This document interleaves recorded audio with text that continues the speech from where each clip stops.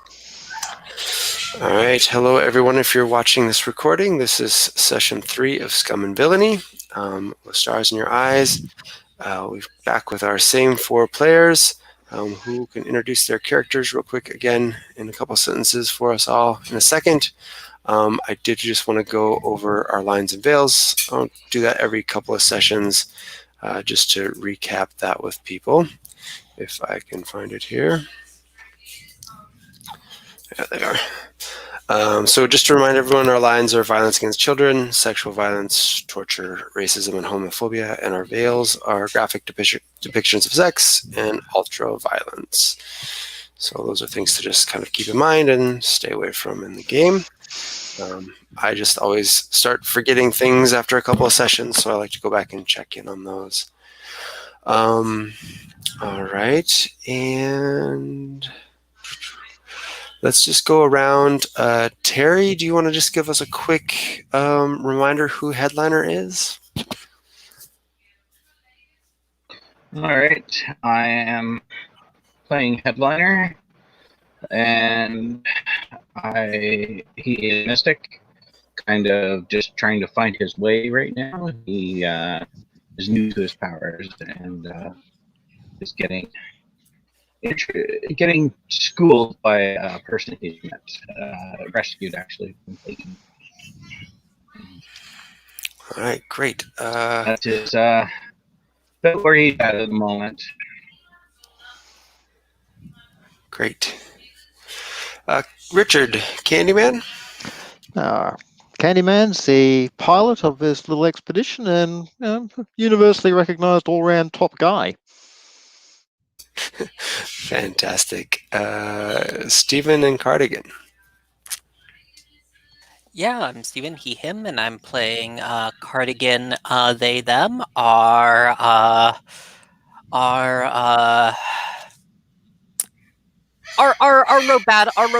robotic arbiter of subjective truth. Excellent. All right. And Brian with Ro. I'm Brian, he, him, and I'm playing Ro, she, her. She's a young member of a family of clones who are in the business of quasi to fully illegal medical services. Quasi to fully. So she is a Stitch. Stitch, yes. Great, thank you. And I'm Rye, the GM, and I use he, him pronouns. Fantastic. All right. So where we were last time is Cardigan had gone out to look for work. Well, actually, and found it. And found it. Did a great job with that. That's really all we need to dwell on, isn't it? The specifics of that are not too important. You're right. Ends and means, you're correct. I think you initially had gone out to find someone who could remove the shackles from Maud, and that's still pending, so Maud is still in your care. But as soon as you finish this mission, we'll be free to walk around again, I believe, and that will be, I'm sure she will be very thankful for that. You met with Arlux, who was a contact of yours with the Ashen Knives, a syndicate group that deals in shady dealings and making things happen for people with the right amount of credits. Arlux said she had a device that she needed to have delivered to Mem, which is a planet 2 jumps away in a different system. And once the price was negotiated, she delivered that, and Cardigan has reported that you will be paid 4 credits for this simple delivery. Mem is in the Holt system, so you have to go through the Rin system to get there. Arlux had delivered the device, and as it had come on, there had been some funny readings with the radiation levels, but these things happen a lot on the Cerberus. Nothing to worry about. And also, Headliner, you started getting a fairly severe headache, and you're not sure if it's all the extra training that you've been doing with Maria Forte, or if it's actually this device that you've brought on board that's triggering this. So, but you've got the device. It's in your kind of storage bay. It has its own kind of force field around it and is kind of hovering in place and has some sort of magnetic buffer on it that keeps it very still, even no matter what the ship is doing. You were told by Arlex to make all haste to get to Mem. This is a matter of time here that needs to get there as soon as possible, and to take it to Dr. Gorland. And Arlex provided you with a series of coordinates for a landing dock in one of the giant crystal formations that rise out of the ocean on Mem. And she mentioned that you should probably avoid the hegemony if at all possible, but that kind of goes without saying most of the time when you're dealing with the Ashen Knives. So you all took off, top speed. Your new codes got you through the gate, no problem. But as you were going through the gates, kind of a weird thing happened. These gates are usually just kind of a blinding flash of light going by the cockpit, Candyman, and this time you saw some like cracks in the light as you were going through some weird anomalies, and all of you kind of felt like you were being observed by something vast and deep and old as you did this. But there was a little bit more turbulence than usual before you kind of zipped into the next stalling station at the other side, and the ship pops out of the other side of the gate. And I think this is where we're going to start with our engagement roll. So just want to check in here with everyone and see kind of, it's kind of a delivery mission, so we could figure out what that looks like in terms of engagement. But where's the list here? I don't know if it's really an assault. It might be kind of a transport. You kind of know the location and route, so that's yeah, kind of the obvious choice seems transport. Yeah, seem pretty straightforward. But I just kind of want to get a roll here to see where we start off as you come out of the gate on the other side.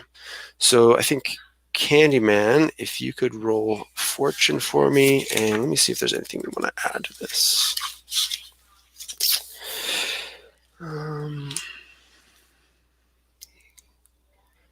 Vulnerability, not really.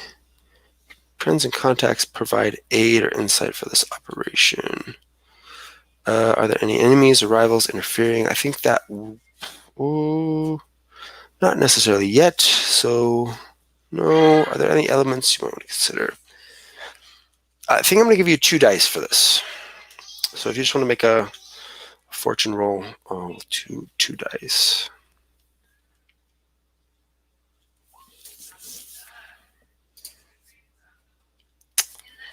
All right, 1 and a 5. Fantastic. All right, so you start in a risky position. Great. So,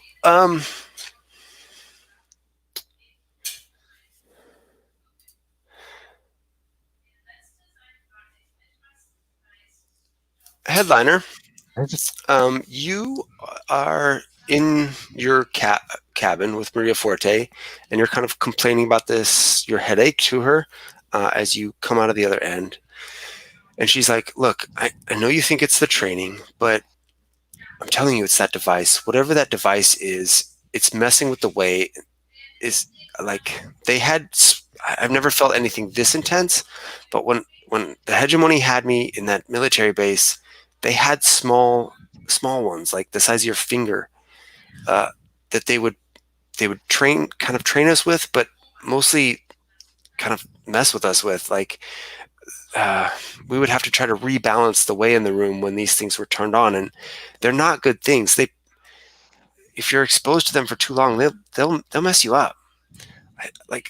I don't know what this is for, but I think we should destroy it. What does Headliner say to that? Well, I'm,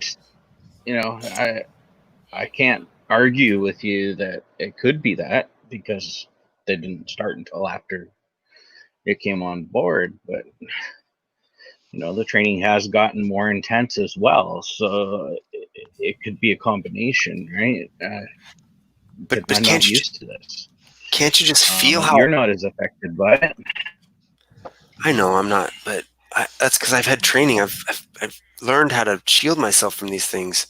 Can't you just feel how the whole, like, I don't know, my skin crawls when they're around. Like, I feel it's like there's like oil. Like, it's hard to concentrate in your brain. And I'd and like I don't know. to try and Yeah. Go. While we're talking, I'd like to try and reach out to the device and see if I can feel it better. Okay, great. Attune to it. Yeah. Just want to feel if I can really feel what she's talking about. Okay, great. This is going to be desperate standard. You've got 2 and a tune. Desperate standard. Do you want to take any stress or? Oh, and you guys have 1 gambit. I meant to mention that you guys have 1 gambit. This is a new job, so we should refresh though. Yeah, but I think the Cerberus only comes with one. Oh, one okay. Gambit. So the Cerberus, yeah, it only comes with 1 gambit. Okay. Yeah, I think I will push. Okay. But that gambit that we have is very fresh. Take the stress. Thank you. Right. Yes, I just whooped it up today. Nice.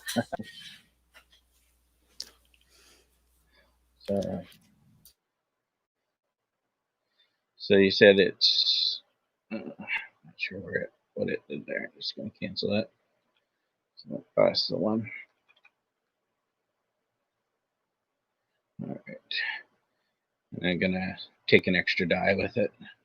So you said I'm controlled or desperate? That's desperate. I'm happy to give you a devil's bargain here as well. For position?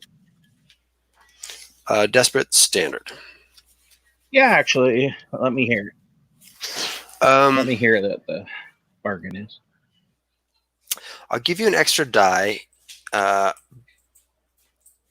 And what's going to happen is when you reach out to this thing, that kind of being that you sensed will kind of take notice of you. It'll kind of get a better lock on where you are. So this would be heat. Or actually, I'm gonna start a clock, and this would be what am I going to call this clock? I would start a clock with 4 ticks, and I would tick it once for this, and that will be having your location pinpointed. Okay. If you're interested in that. Sure. All right. I'm interested in that.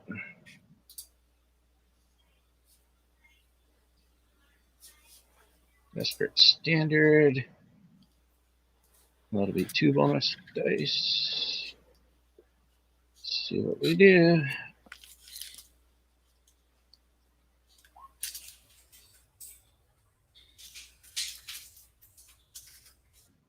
Well, I got a 5. All right. It's not completely bad. It's on a 5. You do it, but there's consequences. You suffer severe harm. A serious complication occurs. All right. So I gave you the devil's gambit for 1 tick here.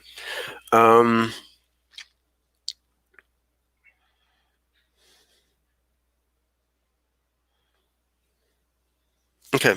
So I think what I'm going to do is just easy here is just going to fill this clock up 2 more. And Yep. let's see. That's weird.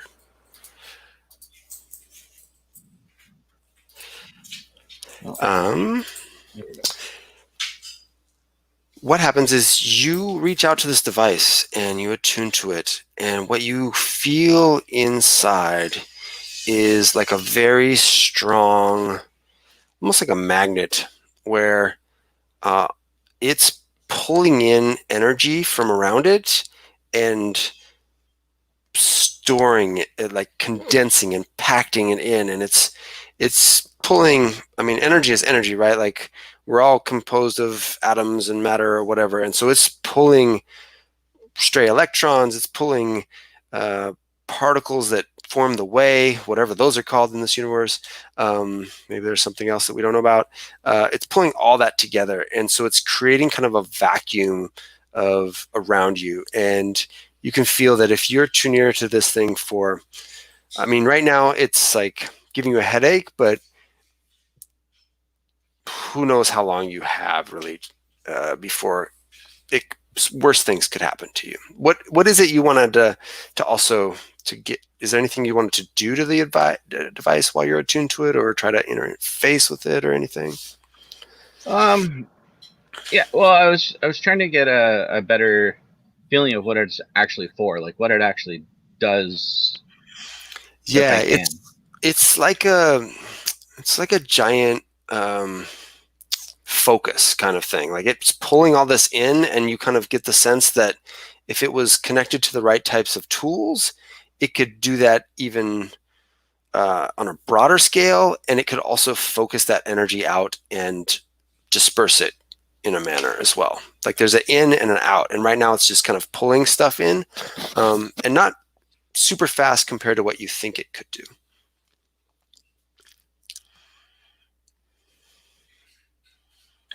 And how big was it?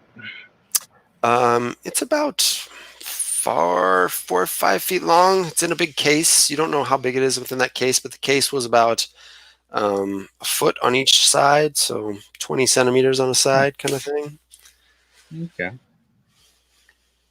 Not super long and kind of skinny.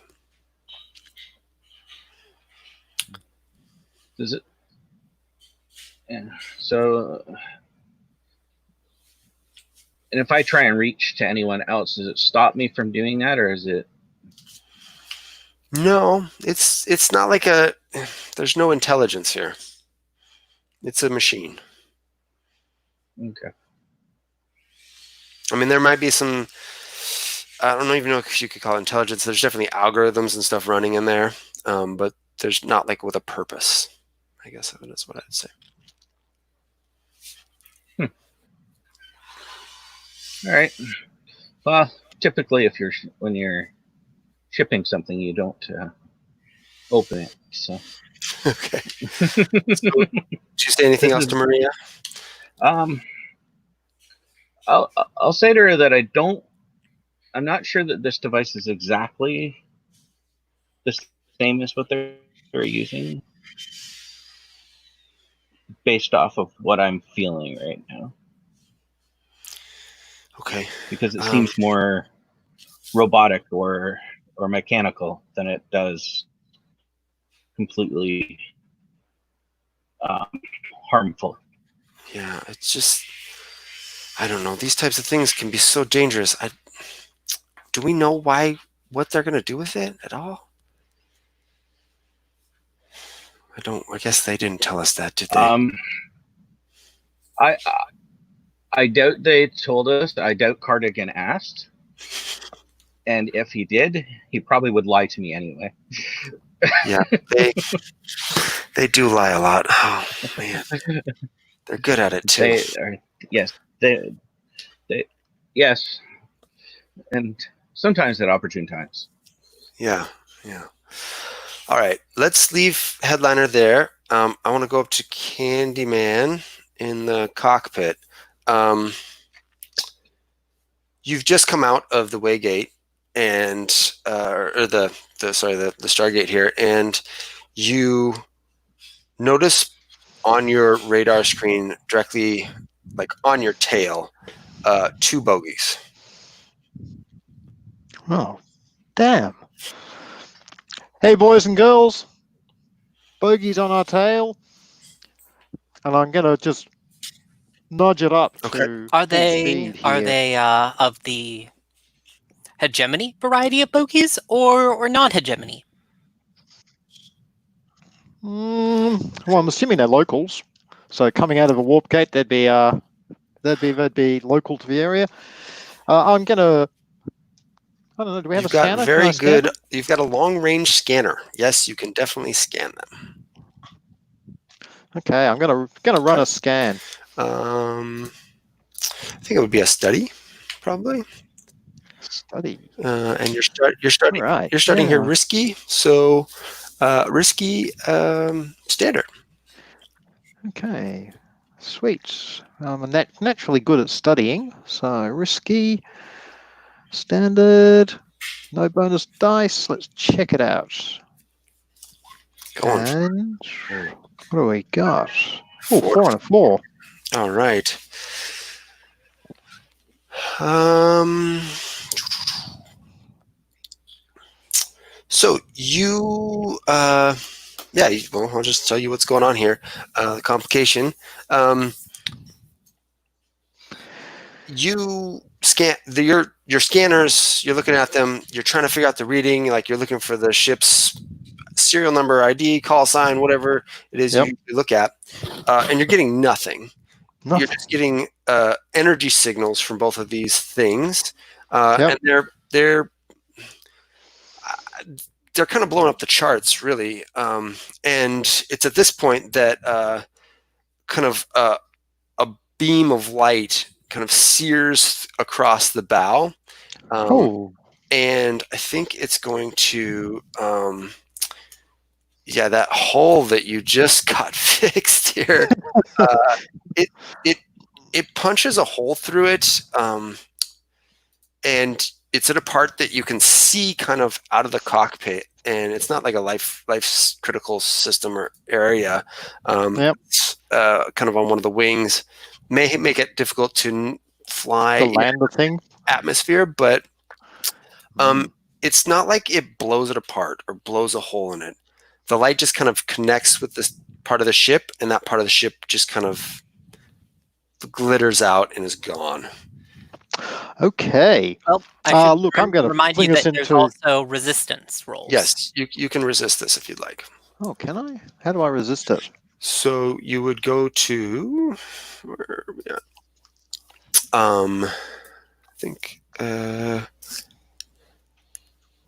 I think this would be with Prowess, probably. Yeah, prowess. Yeah. So you would have 3 dice. Just click on prowess, and Where do I see prowess? over to the right with your skills. It's So you have all those Oh, actions yeah, I see it. that you have Yeah, yeah. stepped in. Yeah. And then every point you have to the left of that blue line is a point in the prowess. type above it. Yeah. Okay. So you get 3 dice, and it will be 6 minus your highest die. Yeah. All right. I will hit that. Oh, I rolled a 6. Okay, so you don't take any stress, and you do manage to resist it. So I think what happens is that beam of light still hits the ship, but it doesn't. I'm not going to damage that point of hull. So Okay, it ablates some of our ablative shielding away. yeah, it's not serious damage here that you see happen to your ship. Okay, I am going to fling her into an erratic series of maneuvers whilst looking frantically for somewhere to hide. Some of them purposeful. He's just got the controls. He's just shaking it all around. As you start the maneuvers, you hear from behind you, "God darn it! Where did you learn to fly this piece of trash anyway?" What the hell are you still doing on the ship, old woman? "I came back to get something and then you took off." Well, whose fault is that? and I'll flick her into a big rock and roll it.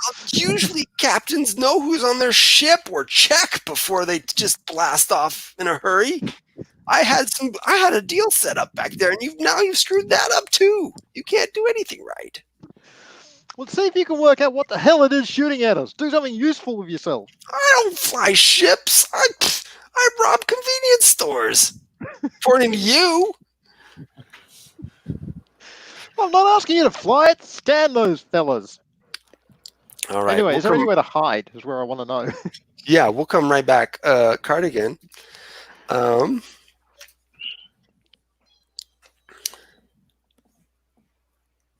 Maud is sitting across from you, and she says, just as the ride starts getting bumpy, and she's like, "Whoa,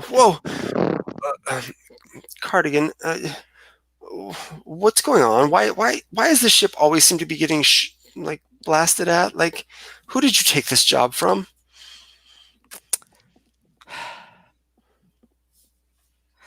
I merely took it from some concerned businessmen who do not appreciate hegemony involvement in their business. Although it does not appear to be the hegemony firing on us, which I find surprising. So this is like a criminal enterprise, I take it then? Oh, you are able to sum up the situation much more succinctly than I did. Right. I need to work on your programming. When am I getting these cuffs off? This is... They have informed me that they will be able to remove the cuffs once we deliver their package. So you're doing this to get my cuffs off? You're putting me in harm's... There wasn't just like a body shop you could take me to that could cut these off? They are quite advanced, Mother. Oh, darling, this is... Look, I'm getting up there in years, and I was never the spacefaring type. I much prefer to be in my lab, just working on things. I don't know if my heart can really take this much longer. And she starts looking quite pale. Oh dear.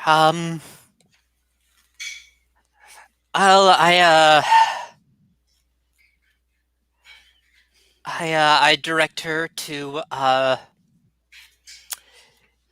if you must use it, here is a bowl that I do not use for anything. I will see about getting a more stable flight trajectory. Yes, if you could please talk to the pilot. This is... Oh boy. Oh boy. All right. All right. Let's go to Ro real quick, and then we'll get back to whatever's going on in space.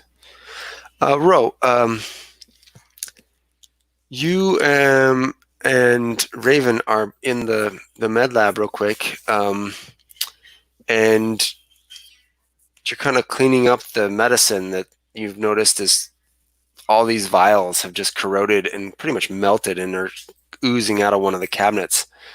Raven's like, "Oh God, what's doing this? I've never seen this. Is important and expensive stuff. What is going on here?"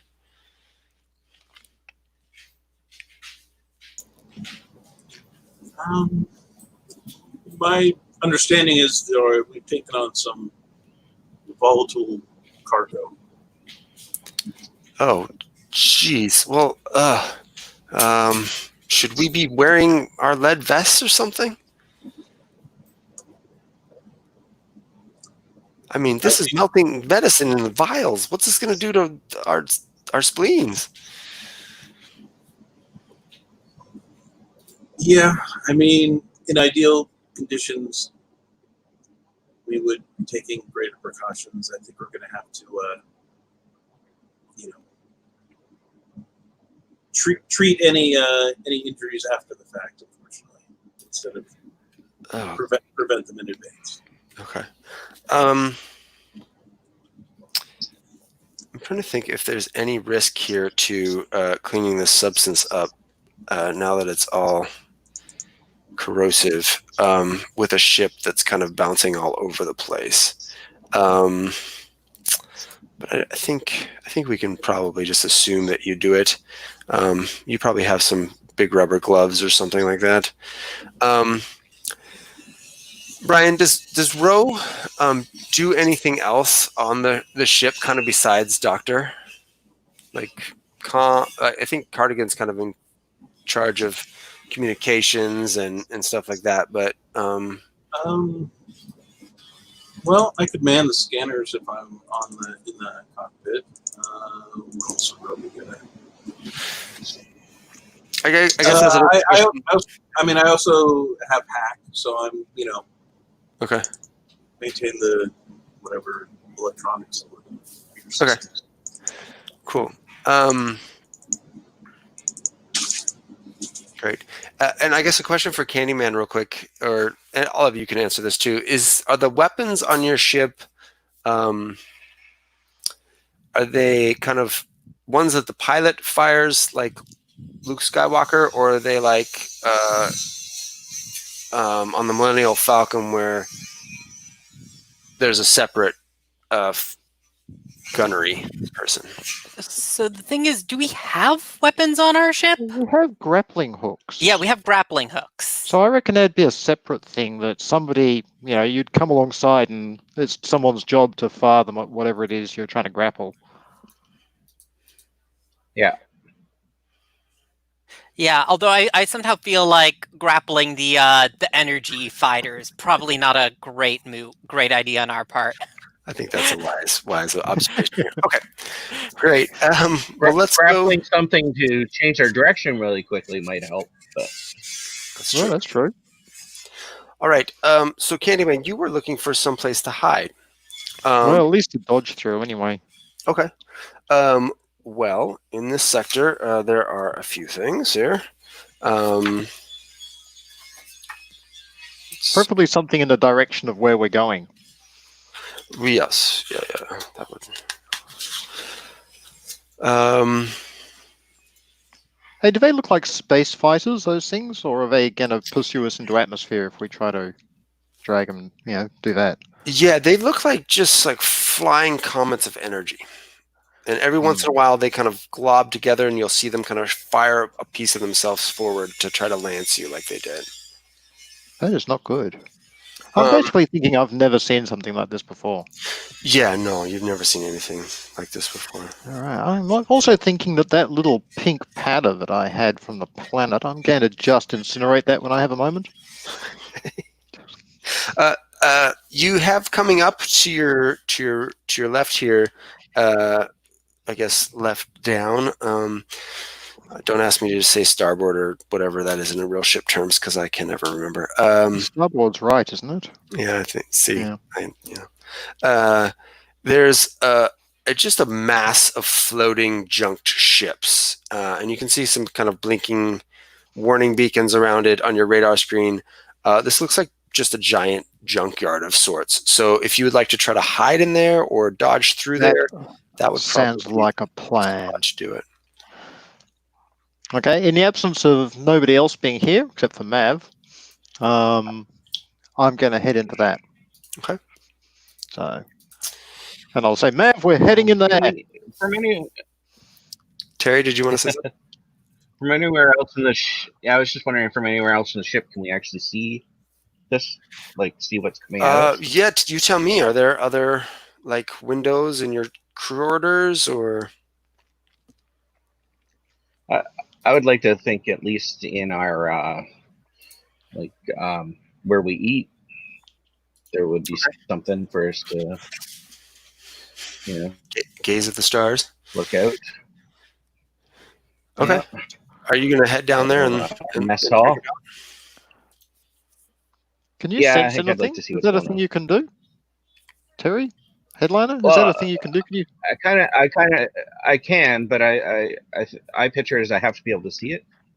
Okay.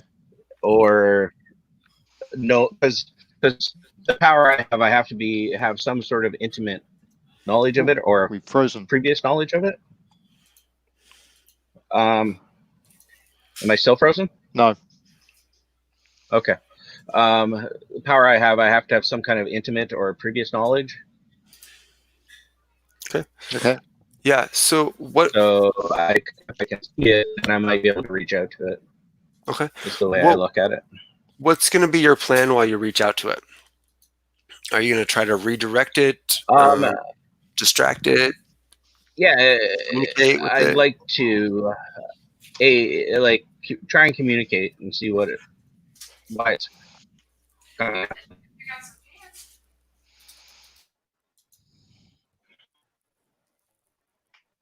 Okay. Yeah, you make it down to the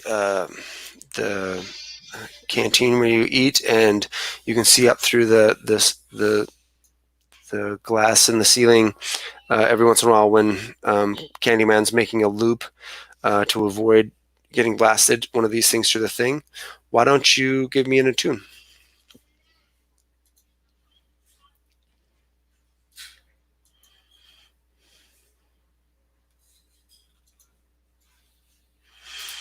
And this will be, I think, risky limited.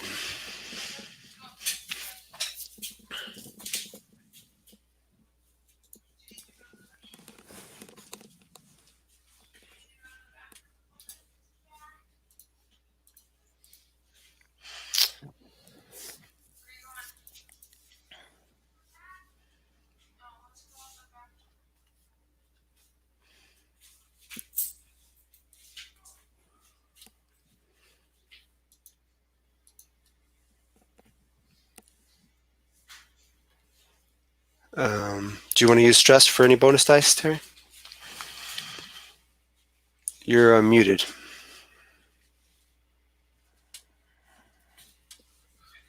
Sorry. I did spend a stress, but I'd like to see if I can get a better position, or like not position, but outcome. So to make it standard, yeah. Do you want to make standard? Do you want to use your stress for an extra bonus die, or do you want to use the stress for to change the position, or sorry, change the effect, and then you could shift the position to desperate and standard if you want. So you could change the effect. Okay. So you'd be risky standard, and take your 2 stress there. Okay. All right. 3 dice. It's not too bad. So you said two stress? Yeah, it's 2 stress. When you help someone else, it's 1 stress. When you do it yourself, it's 2. Okay. Risky standard still? Yep. Or desperate? Risky standard. Oh wait, but then you don't get the bonus dice, so you'd just be 2 dice. Yeah. Yep. Okay.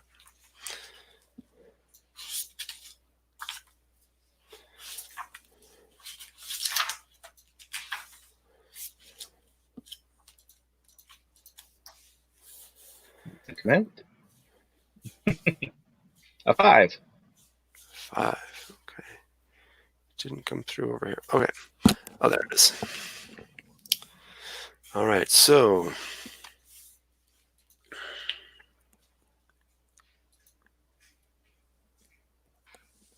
Okay, so you connect with this blinding ball of light. Tell me what that feels like.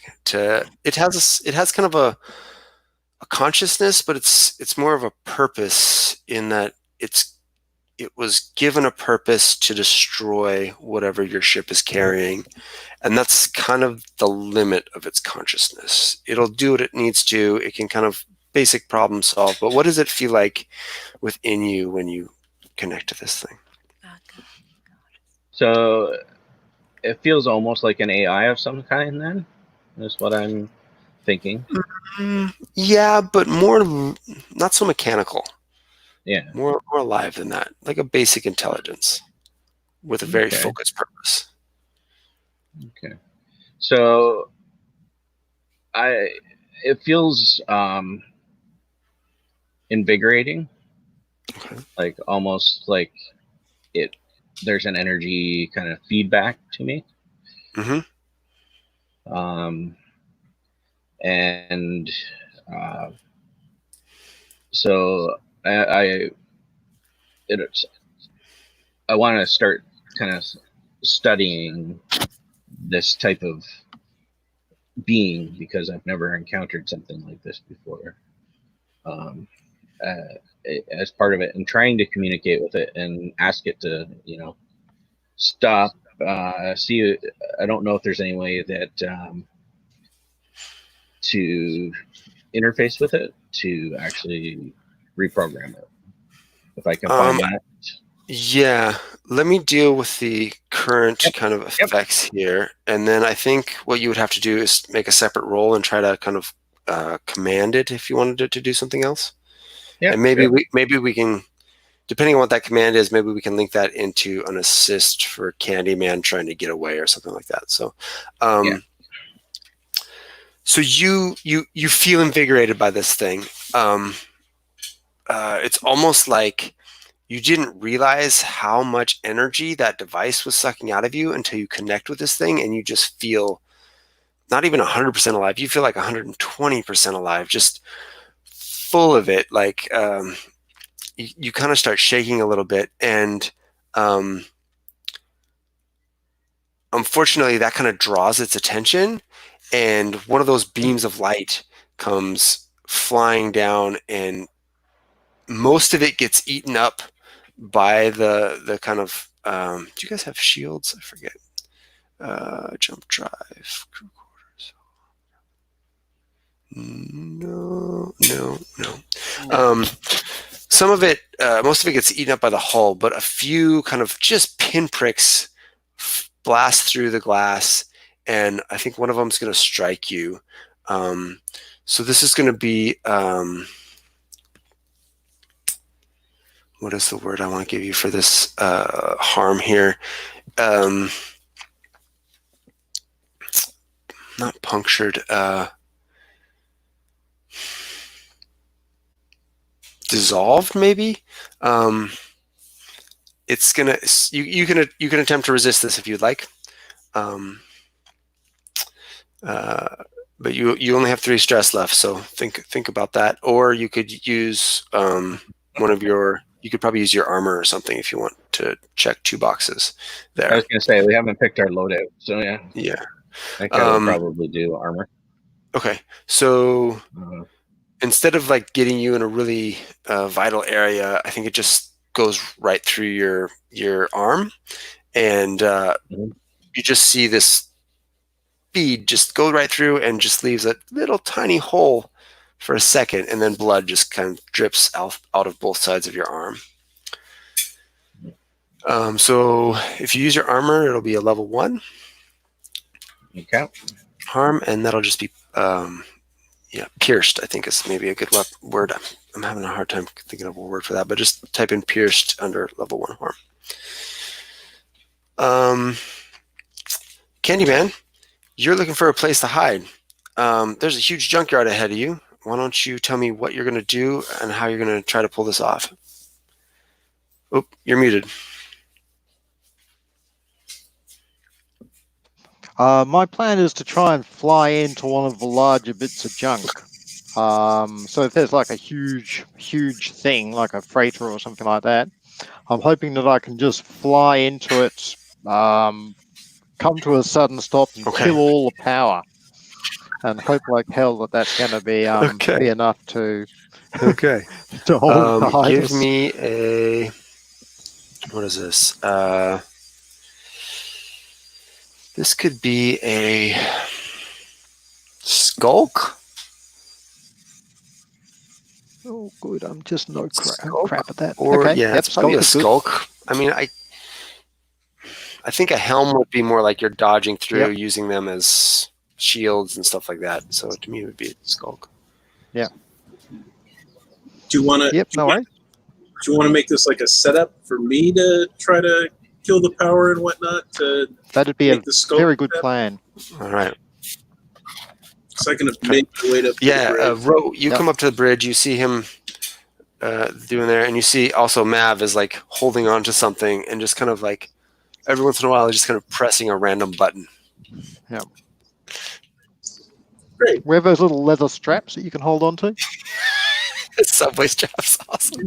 All right. Yeah. So, Ro, what are you gonna do?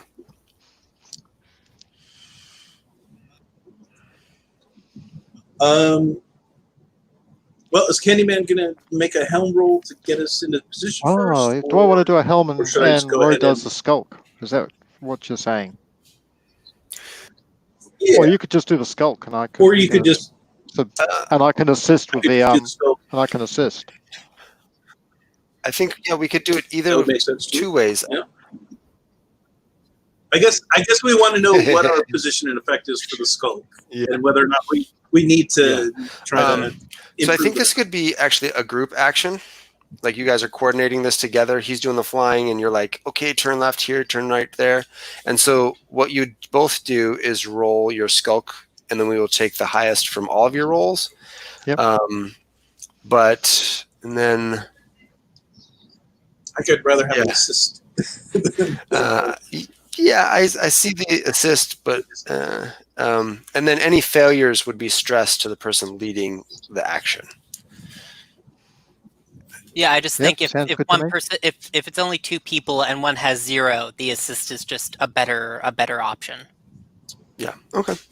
So yeah, so if I'm just making the scope attempt, what is my position? Okay. Your position, I think, is desperate and limited. I mean, Yeah. these things are. I don't know if your pilot's aware of this, but they're not tracking you by radar, so they're kind of following this weird anomaly thing that you have on board. So this will be desperate limited. If you want to take stress, you can try to bump that up to standard.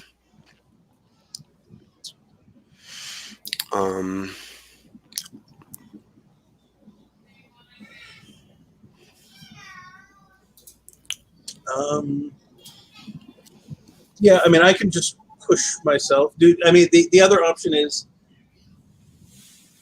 Candyman could try to set me up by, I don't know, just putting some distance between us and them, or, whatever with a helm roll first. Okay. Well, I'm prepared to take do you wanna advice do if that, anybody or has sure? a better idea. Or do we want to I could just push myself and for a fact. I No, could I'm happy to also turn. So go on. add some knowledge to you guys about the fact that of it, how it is tracking us, Oh yeah. communicating it up. Okay. Yeah. If you want to. Because we do have communications, right? Right. We do. Well, if the vote is that we try to outrun it through dodging, maybe Ro can be running I don't know. Maybe can be running some EM or something. Okay. Yeah, kind of helping you with the navigation and stuff, and like say, okay, up here, look left, Yep. look right. Okay. So then, do you want to roll? Candyman will roll helm, and Ro, you will assist. Does that work? Okay. So that'll still be. Let's see. Yeah, I think it's still desperate, but I think it'll be desperate standard. Since you guys are trying to there, and you get a bonus die headliner for speed, I think. Or sorry, Candyman, you get a bonus for speed. And one for Ro helping. Yeah. So 2 bonus dice. Uh-huh. And can I burn stress as well to? You can take 2 stress and get another die. Yeah, I'll do that too. And my basic intention is to try and shave any piece of large equipment we can get, squeeze through and squeeze by in the hope that one of these guys is just going to run into whatever it is that we don't. Yeah, and I'm happy to give you even another die for a devil's bargain, and I will check that last clock box for that gigantic unidentified being focusing in on you. If you want another one. Yep. So that'd be 4 dice. That would be 2 for your helm, and then 3 bonus dice. 3 bonus dice. Okay. Let us hit submit. And that gives us a 2, a 6, a 2, a 5, and a 1. Okay, well, a 6 will do it. You guys fly through there, and yeah, will you tell me what this looks like? Maybe Brian. Ro hasn't has much screen time, so tell me, Ro, what it looks like and what kind of tips you're giving Candyman to get these things to eat away at their kind of antimatter as they ram into things behind you, disintegrating pieces of the junkyard as you go. Yeah, I guess I'm just monitoring what seems to have more an effect on them, and so I'm searching for junk that will be most effective against them. Like, okay, yeah, the buzz past that derelict over there. It's reactor breached, and so the little cloud of debris is gonna slow them down. Okay. Do you grappling hook anything right into their way at all? Ooh. That sounds cool. Yeah. Awesome. And I look really cool when I'm doing it too. Nice. Okay. Awesome. All right. So yeah, they are both kind of eaten away as you guys playing in and out of this junkyard, and you are zipping away as something. You get a ping over the comms, and Cardigan, are you the go-to? You're the go-to kind of spokesperson for the ship. So do comms come directly to you, or do they go to the pilot? Sure, they can come directly to me, so, sure.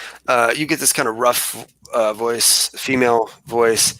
Hey, if you're going to come blasting through my junkyard, you better be willing to pay.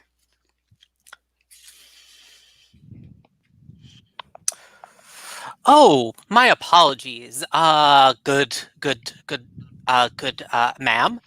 Ma'am, I'm not your grandmother. It's miss if you're talking to me. My apologies, miss. Unfortunately, we are not we are not the ones doing the blasting. Perhaps you should consult our companion following us. I tried to radio them, but all I get is static back. But you guys have racked up quite a bill here. You just destroyed 2 reactors and 3 particle cannons.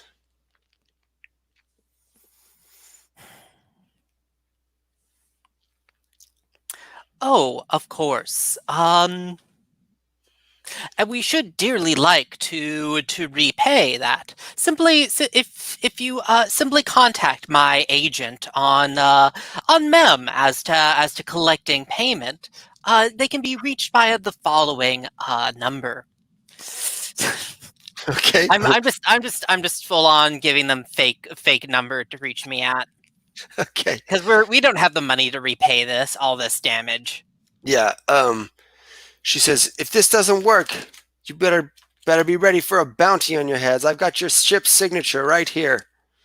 There's no place in this sector you'll be safe from me. Can I flash back to setting up a fake signature here?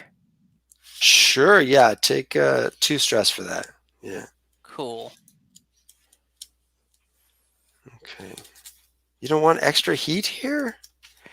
I mean, I just don't want people that we owe money to knowing where we are. We already have. Oh, uh-oh.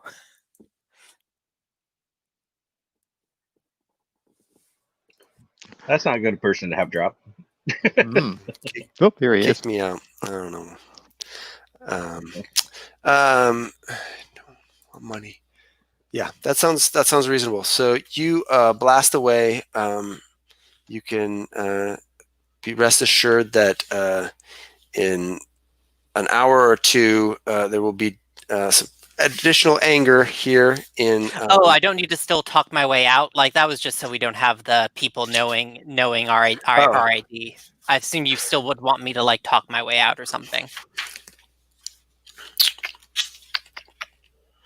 Yeah, if you want to make a roll, I'm never going to turn you down on that. Okay. Sure. Yeah, I think what happens is Candyman gets as you're kind of having this discussion, there's a big red warning flashing signal that pops up on one of the dashboards that Mav's kind of poking at, and she's like, it says here, targeting systems have been locked on I think they're particle Aren't we all lasers. friends here? After we had talked wonderfully about how we were going to repay you, we cannot repay you after all if our entire ship is floating debris in your junkyard. However valuable this ship may be as junk, it is not as valuable as the parts you listed. Believe me, I am familiar with this ship. Look, I just want to make sure that you're going to get the data sent over here before you jettison out of the other side of my junkyard. So, you know, my lover boy Jarek's out been working out hard pulling in all these wrecks, and we don't need some two-time in space.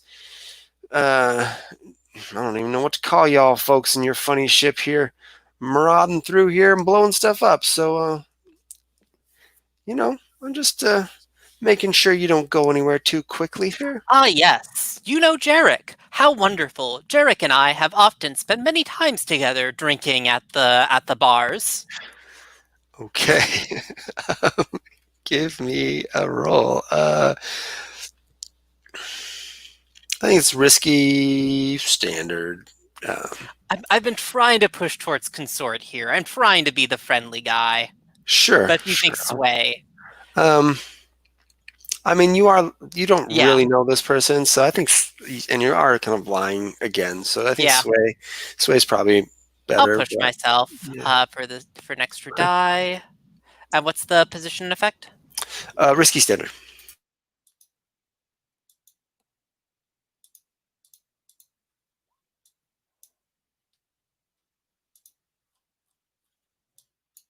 Okay, that's a 4. So let's see. Complication.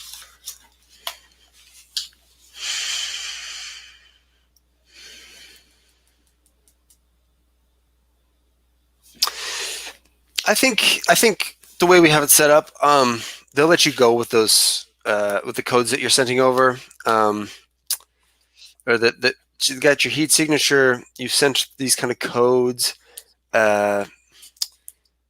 They seem a little dodgy, but How wonderful. Say hello to Jarek for me the next time you see them. oh, I definitely will. And I think what this is just going to be is I'm just going to throw 2 heat on the system for after you get out of here, and then we can move on to the next jump gate here. Excellent. All right, and we're at the hour, so why don't we take a quick 10-minute break as your ship approaches the next jump gate, and floating in front of it is a giant starship. It is on the big. I think it's even This is a capital ship, and it's stationed near this gate. Currently, it kind of moves around within the system, and Cardigan, it's flying the equivalent of what happens here in America a lot, where people have big trucks and they put a big flag in the back and drive around. So this thing has a gigantic flagpole like off the top, and you recognize it as there's a big coat of arms, and I'd like you to describe that to me, but it is the coat of arms of Aaron, the Duke of Courtnight, who you've had previous dealings with. Think about what that coat of arms looks like, and this starship is currently sitting between you all and the gate. So take a second on that, and let's come back at 15 past.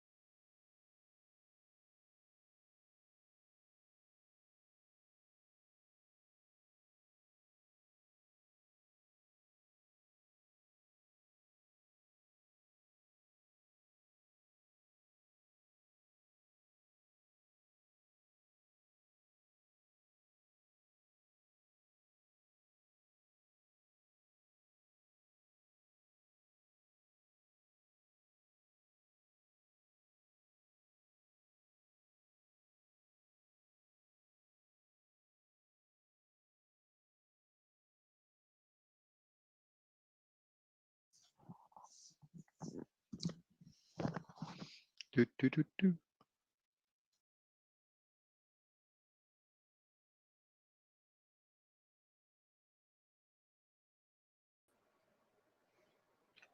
Sorry about that. I think I got the internet fixed now.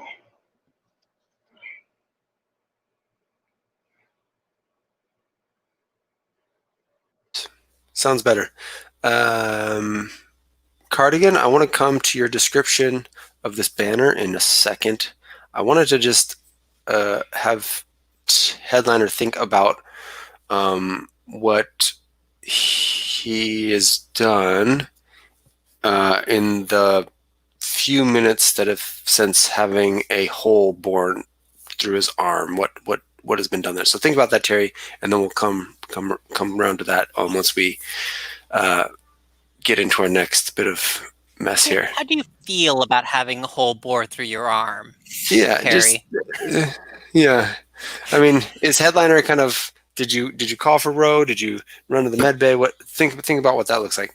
But Cardigan, here is Aaron on this capital ship. It looks like there the Duke of Court Knight's banner is flying up there. What does the house crest look like? Oh, how wonderful! It is the crest of a fist clutching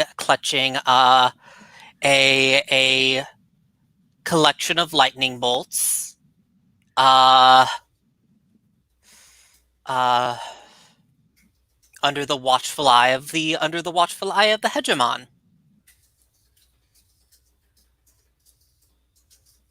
I had entirely hoped to run into my old friend Arden here. Right. Aaron.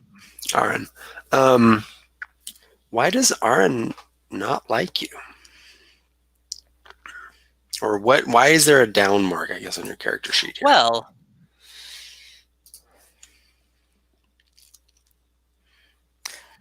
besides misleading him on a goose chase involving several artifacts, I am also, of course, still technically property of Duke Aaron. Fantastic. Okay. Let me think about that for a second. And Headliner, you got a hole blasted through your arm. There's blood dripping all over the floor of the canteen. What do you do? So we've lost those light things. So yeah, I would probably.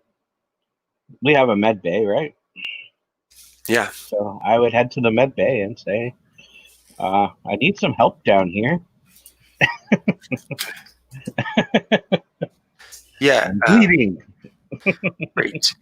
You get there. Ro is not there right now. Ro is still up on the bridge helping with communications, or not communications, but navigation. But Raven is there, and Raven sees you come in. Hey, I didn't catch your name, or sorry, I guess you guys have been together for a little bit now. So, hey, Headliner. Whoa, what happened to your arm? Oh wow, this really energetic ball of light pierced the ship and pierced my arm. Oh, Came through my armor. Wow. And that's what we were dodging earlier, in case you weren't aware. Yeah, no, I've just been down here trying to clean up this mess. Something's screwed up all our medicine here. Yeah, do you want me to? I'm not as good as Ro. Yeah, you should probably have her look at it, really. But I mean, unless you want to take care of it yourself. Well, if you're not too busy and can instruct me, sure, why not? Bro, how good of a is Raven also kind of a doctor, or how good are they at this? No, more of a business person, or I mean, yeah, he's like a guy who has a lot of doctors in his family, so he's very comfortable in a medical facility, and it's familiar, but not yet. He can talk the talk, but not walk the walk. Yeah, I mean, he's comfortable there. Like, if you said, "Hey, go get me the whatever," he would know what you're talking about, But Okay. he's not. Yeah, so he's been helping clean up, so he kind of knows like what drawers to look in at this point. He's better than a random person off the street, Yeah. I guess. Okay. But no. Like there's gauze over here, and like I can help like wrap it up, I guess. Well, I guess the main thing is right now we get the bleeding stopped. Yeah, that's kind of a mess, isn't it? That's really gushing. Yeah, okay. So why don't you give me a doctor roll? Sure, why not? See what you two do. I don't think I'll put anything into it. But Okay. whatever it is. Where did 20 go to on me? That is weird. Your audio sounds much, much better. There it is. And my risky, desperate, I think this is controlled. Like you have medical supplies there, controlled. Okay. but I think it's going to be limited.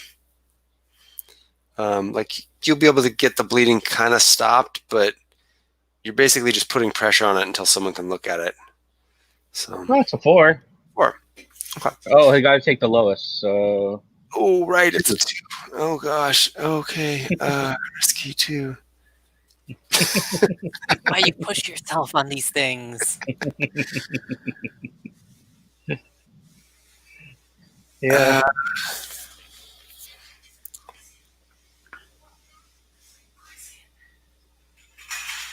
Yeah, so I think you managed to get it kind of bound up, but it's definitely still bleeding. And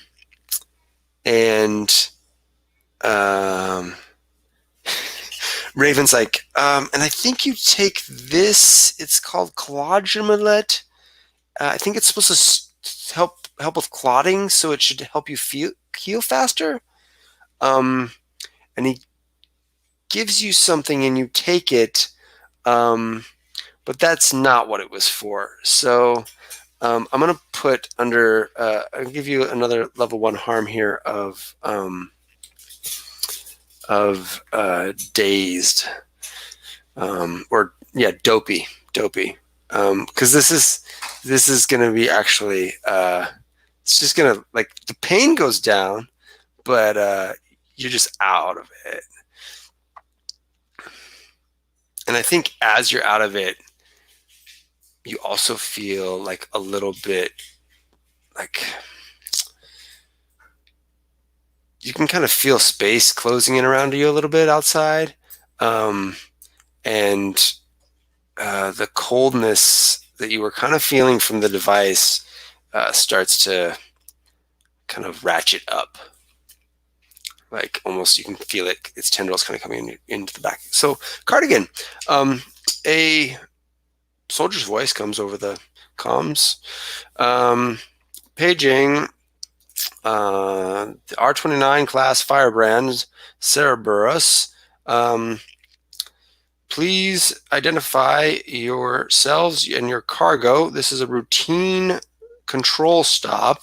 We will need to board your ship and do a thorough scan.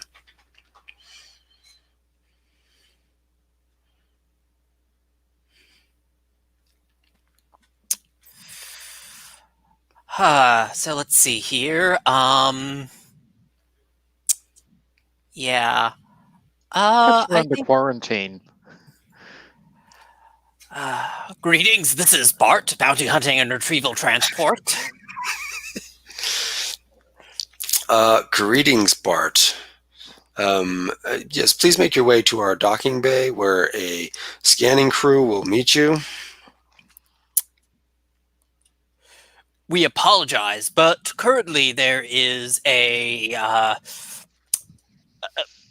glitch with our docking systems. Is it possible that we can have it done via, at range rather than via docking? Give me a sway. This is going to be controlled limited. Sure. Do you have a devil's bargain?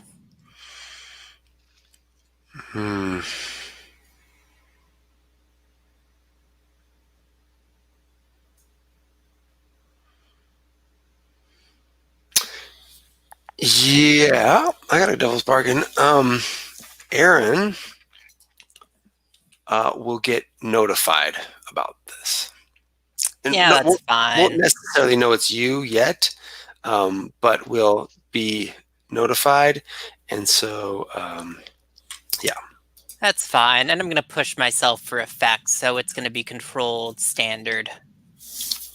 I'm really trying to sell this. Okay. And what I'm going to do for that is start a clock. I'm putting the clocks on the character. Hey! Hey! Critical! Whoa, critical! Wowza! All right. So that's what you get for rolling all sixes, is it? I mean, we are transporting vital cargo here. We cannot risk any Contamination. delay in our delivery.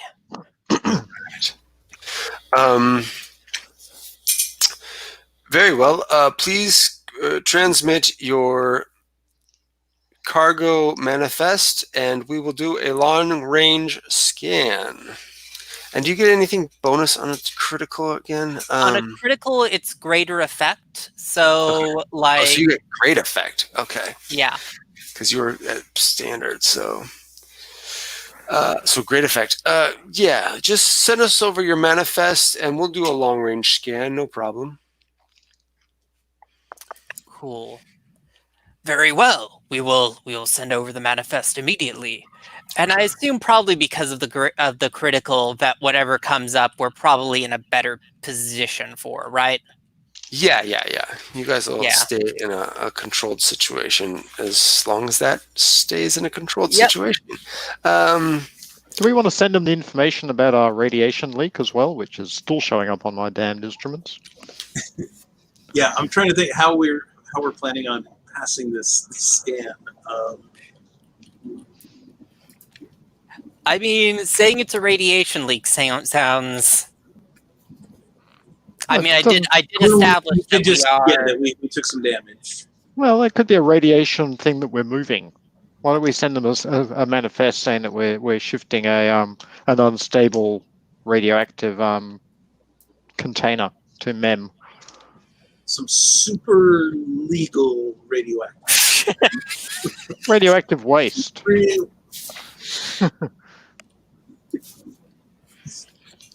Okay. Is that what you're sending over there? Sure. Yep. Okay. The sort of thing that no right-minded person wants to actually come and look at too closely. Yeah, I think so too.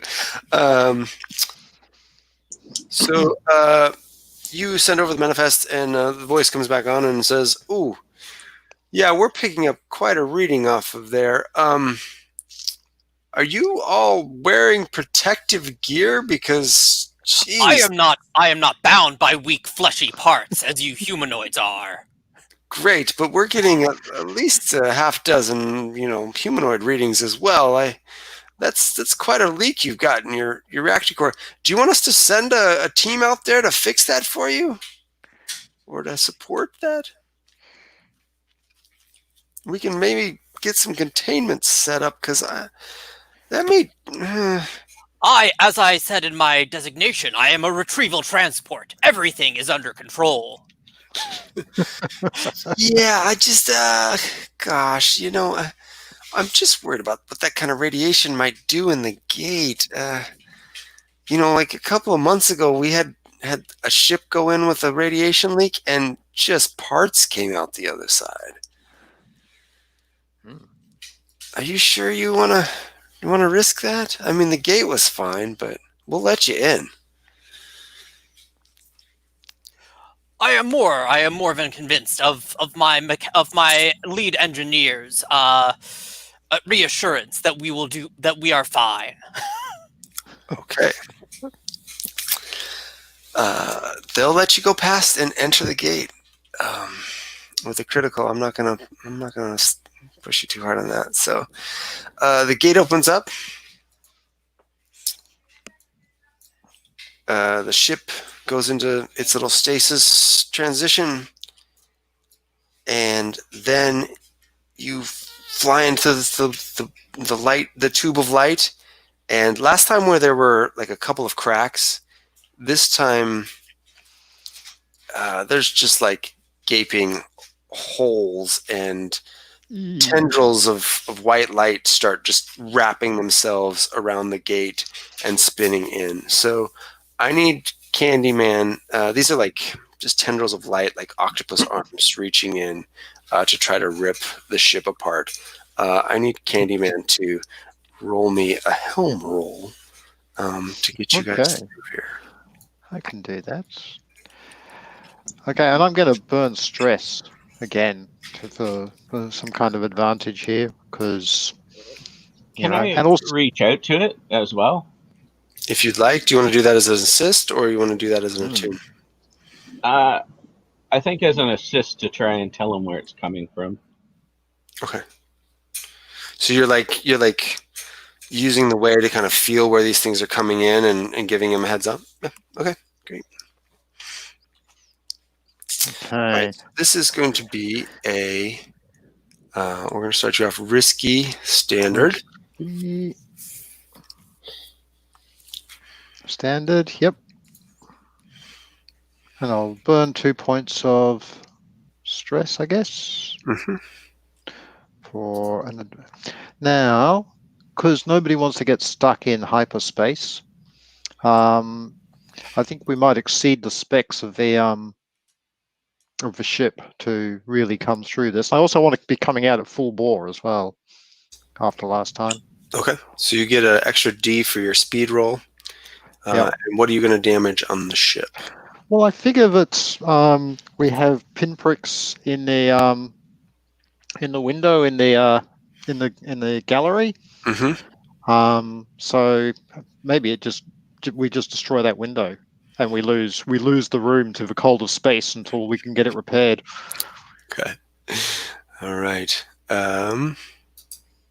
So I will uncheck your galley and mark a damage to the hull. Yep. So that'd be 2 dice. So you get 1 for the assist. Oh yeah, 1 for burning some stress, Uh-huh. and 1 for exceeding our specs. Uh-huh. And you So get 1. 3 dice. And 1 because it's a speed-related roll. Okay, so 4. Why do I get 1 for a speed-related roll? Ace pilot. Yes. You get potency. Oh, that's on resisting the consequences, right? Oh, you get potency. Yeah. So sorry, you would get 3 dice, and this would go from risky standard to risky great. So I go back, do I? So I go helm, risky, great, and 3 dice. Yes. And we hit the button. Oh, and we get a 4 as our best roll. Ooh. Luckily got you a 4. Yeah, that's a lot of low rolls, huh? I blame the computer.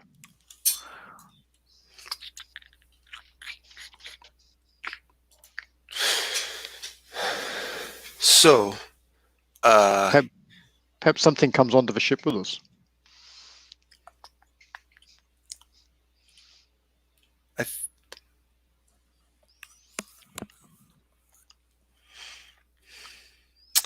So let's see. You do it. So you make it. So you make it to the other end, and out the gate. But last time you had just a couple of blobs that had torn off from this thing and followed you out. Mm-hmm. And I think this time there is a much larger chunk Bit. of this thing, and it's much more intelligent this time. It's not just kind of little blobs. It's a big piece, and it's following you hot on your tails. But you made it through the gate, and you have your coordinates punched into Mem. What's the play here? If I can, well, I'm going to start off by dragging it straight past the gate control. Because on the basis that if they've got any automated defenses, they might try to engage it. And then heading to Mem as fast as I possibly can. But basically, I'm hoping to get into gravity. Okay.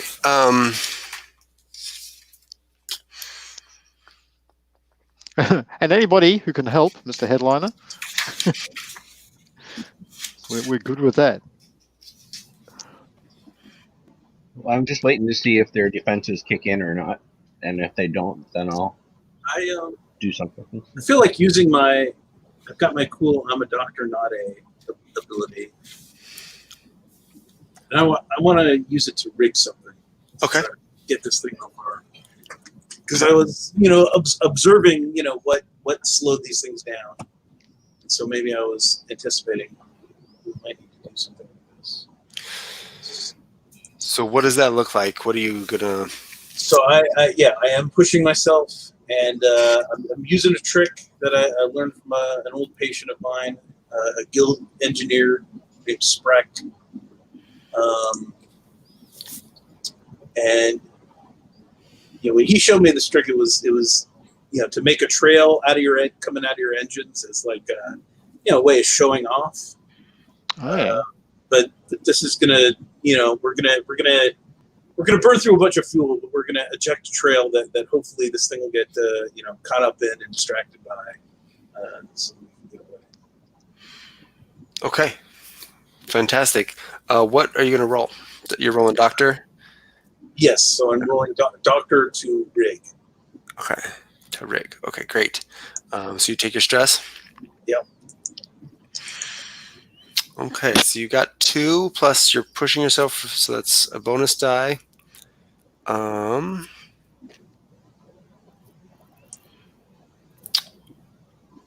I don't know that I get the bonus die when I'm using this ability. We talked about that last time, and I didn't have a chance to check it. I actually went through the book, and it looks like, and it's in Blades in the Dark.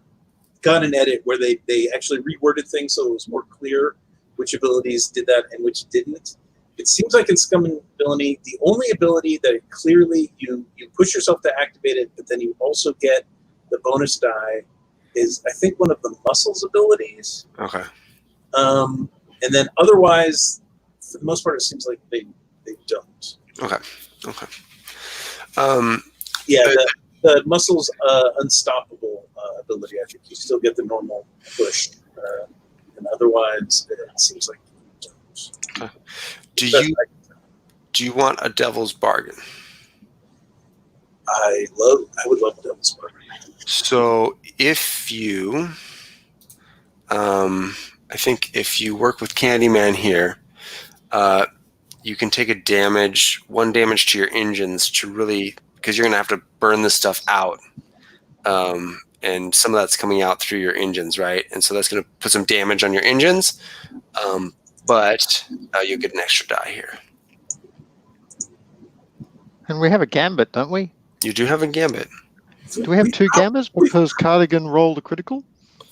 Ooh. Well, you generate them on risky rolls where you get six.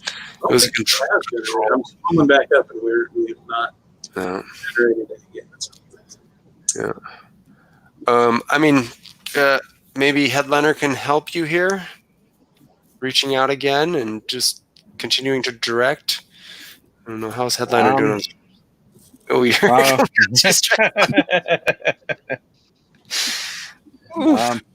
pushing it.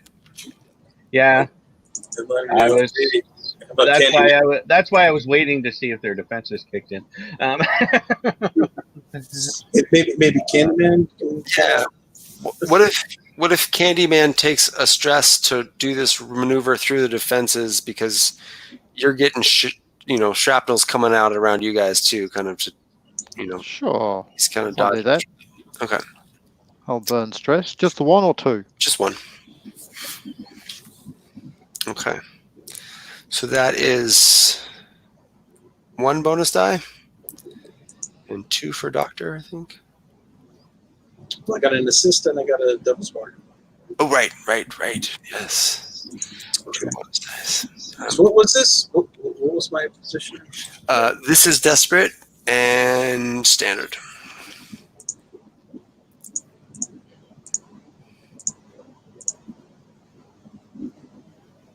Ooh, 5. Okay.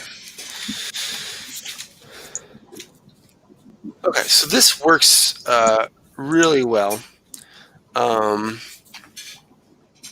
Yeah, this works really well. You're blasting this. It's like radiation chunks or something out of your engines. Is that tell me, and then the guns light up on the gate defense systems and start pumping into whatever this thing is. And they kind of destroy the back end of it. A couple shots explode kind of around the front of the ship. Ro, tell me kind of what this looks like as this thing gets kind of eaten away by your radiation trail here. I mean, I think to some extent it's disrupting it, but it's also just like confusing it. So it like the blast of the trail, it kind of like follows the line of it instead of us for a bit, and then realize it's that we're getting away, and so then it turns back towards us, and it keeps getting confused, and so then it's kind of at times it's swerving back towards the fire from that it's instead of dodging any of the fire that's coming from the gate, it's just running straight into it. Perfect. So yeah, it gets slowly eaten away by the fire, and pieces of it are kind of breaking off and hitting into the radiation, and even as it hits this radiation waves, that's disrupting a little bit, and it gets eaten away. I'm trying to decide if I want to give you guys 2 heat or if I want to tick the clock for Cardigan and Aaron, because my thought process there is you guys have made a big noise on the other side coming out, and that would get radioed back to that ship, and it would maybe come to investigate and be waiting here when you guys take off. You guys have any preference there? Just straight heat or that clock? I think the clock makes more sense to me. Okay. Yeah. Okay. We'll do that.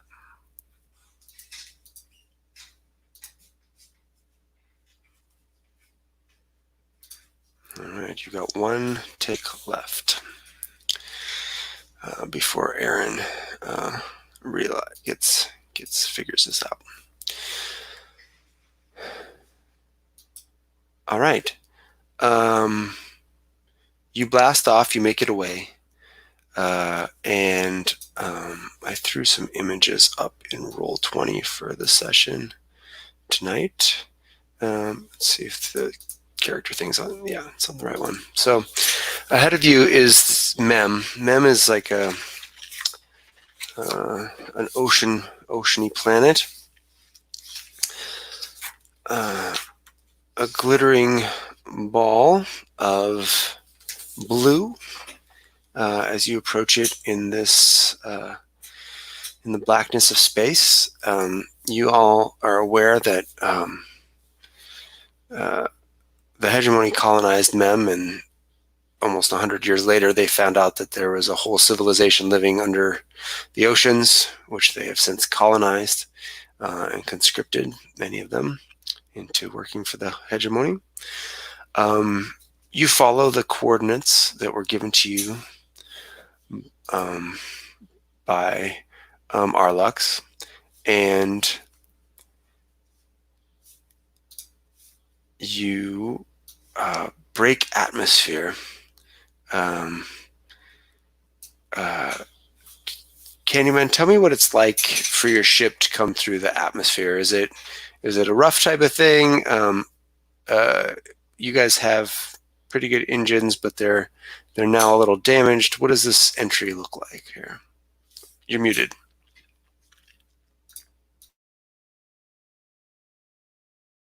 I think it's going to be really rough coming in because we have a bit of a hole in the side, and because of that, it's going to be rough. There was also the trying to favor it and pull it out of the slipstream a bit so that we don't vaporize the entire inside of that room. So it'll be really rough and bumpy. So as we get into it, I might mention that people should strap in.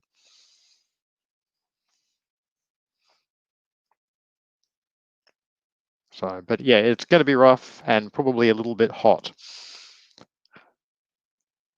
You're muted, Ray. Yeah. Fire control systems are going off in the galley, trying to keep the heat down in there. There's alarms kind of blaring probably in the cockpit. Mav's like, what is this doing? What's that? Oh my God, this is crazy. Turn that alarm off! Turn that alarm off! Yeah. Oh God, can't take it. And you approach after you break atmosphere, you come in kind of low down over the water, and you approach a place of the planet where there's, at first you think it's ice kind of pillars sticking out of the water because you're kind of up by one of the poles, but then you realize that these are actually, on your scanners, these are actually giant crystal formations that are reaching up here out of the water from deep down within, and they've been kind of etched away by the water, so they're not kind of hexagonal or they don't have those sharp edges that crystals would normally have. They've been kind of worn down. You follow the coordinates, and eventually you find a beacon in the side of one of these crystal towers. There's a small landing bay that your ship will fit in, and you come down to land. Okay, my intention is the moment we get our feet on the ground, I'm going to pop the hatch. I'm going to fling off my safety traps. I'm going to run down all the corridors and out that hatch and about 50 meters away from the spaceship. And I'm going to turn around and see if it explodes. Okay, you do so, and you stop and turn around, and nothing happens to the ship, but you're just kind of staring at it in anticipation, like, oh, and there's smoke spewing out of the hole where above the galley, where things inside the galley have caught on fire from the heat of entry. And it takes you a second as you're breathing hard from your run to notice that you're standing next to someone who was had come up when they caught your signal approaching, and was waiting for you. And standing next to you is a tall black man in a very nice suit, a bow tie. I put a picture of him down here in roll 20 for you. And he offers you his kerchief here and says, hello, you must be the delivery that Arlux has sent. My name is Dr. Gorland. You look a bit sweaty there. Would you care to use this? And I do. I'll grab it and I'll wipe my head and the top of the head and around under my neck, and then I'll give it back to him with a nice big grey streak on it. He looks at it, unfazed, kind of does a little flip with it, and it's refolded in a way that you can't even see the streak, and he kind of puts it back in his pocket very neatly. Okay, and I'll look back at the ship. It's not showing any signs of bursting into flames or exploding? No. Okay, well, why don't you come in? Oh, that's okay. I'd say gesturing ahead of me. It looks a bit smoky in there for me, and I really wouldn't want to get my suit too dirty here. If you all could just bring the device this way, I will need your help transporting it down below as well. That would be most helpful.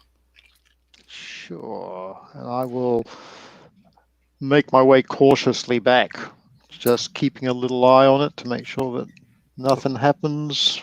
And if it hasn't exploded by the time I get back to the gangplank, I'll walk up and flick a little message, flick the intercom as I come in, going, "There's a Doctor, what was it, Garland here."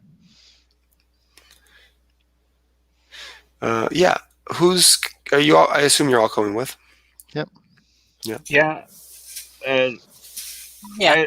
Once we're landed, I go looking for Ro, Okay. and Yeah. then, kind of staggering, one from the landing, plus from still being drugged up.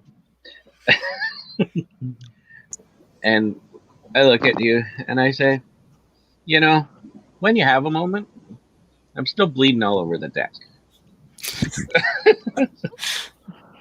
Raven kind of shrugs, like, tried. I gave him that collagelet though, so he should stop bleeding any minute.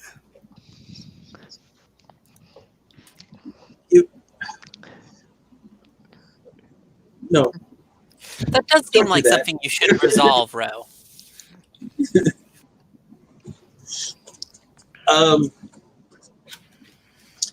Yeah, I mean, do I even need to make a roll?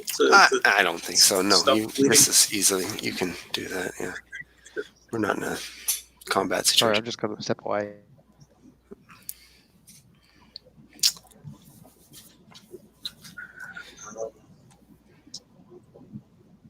Yeah, I'll yeah, just put something to just stop the bleeding, and I'll hand you a lower copy. I say, thanks. I'll put it in my pocket for later. And then I'll say, let's go get the device. Now I can help you carry it. All right. So I take it Headliner and Row are taking the device. Cardigan, what are you doing?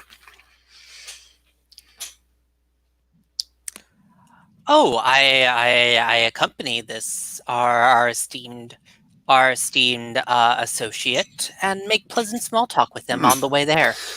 Excellent. Okay, so I think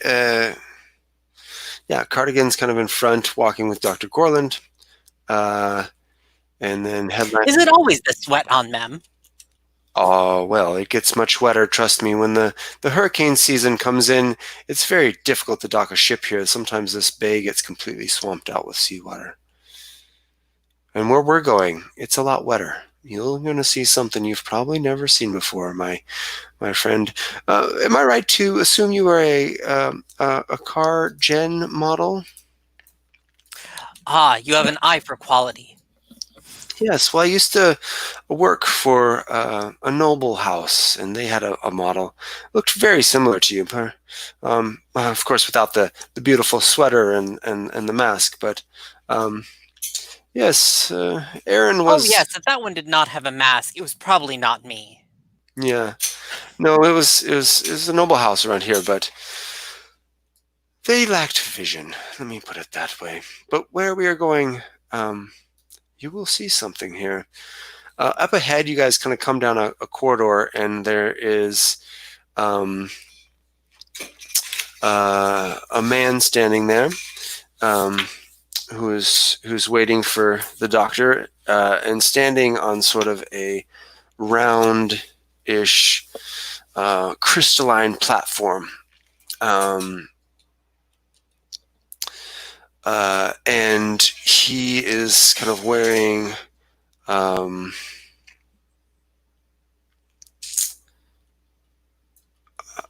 want to say kind of like a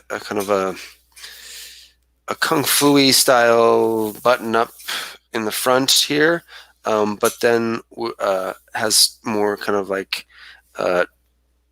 traditional what are they called, cargo pants on underneath, but all in black, and has looks like there might be a weapon at his side. You can't really tell. It's kind of tucked inside the top of his or the bottom of his shirt.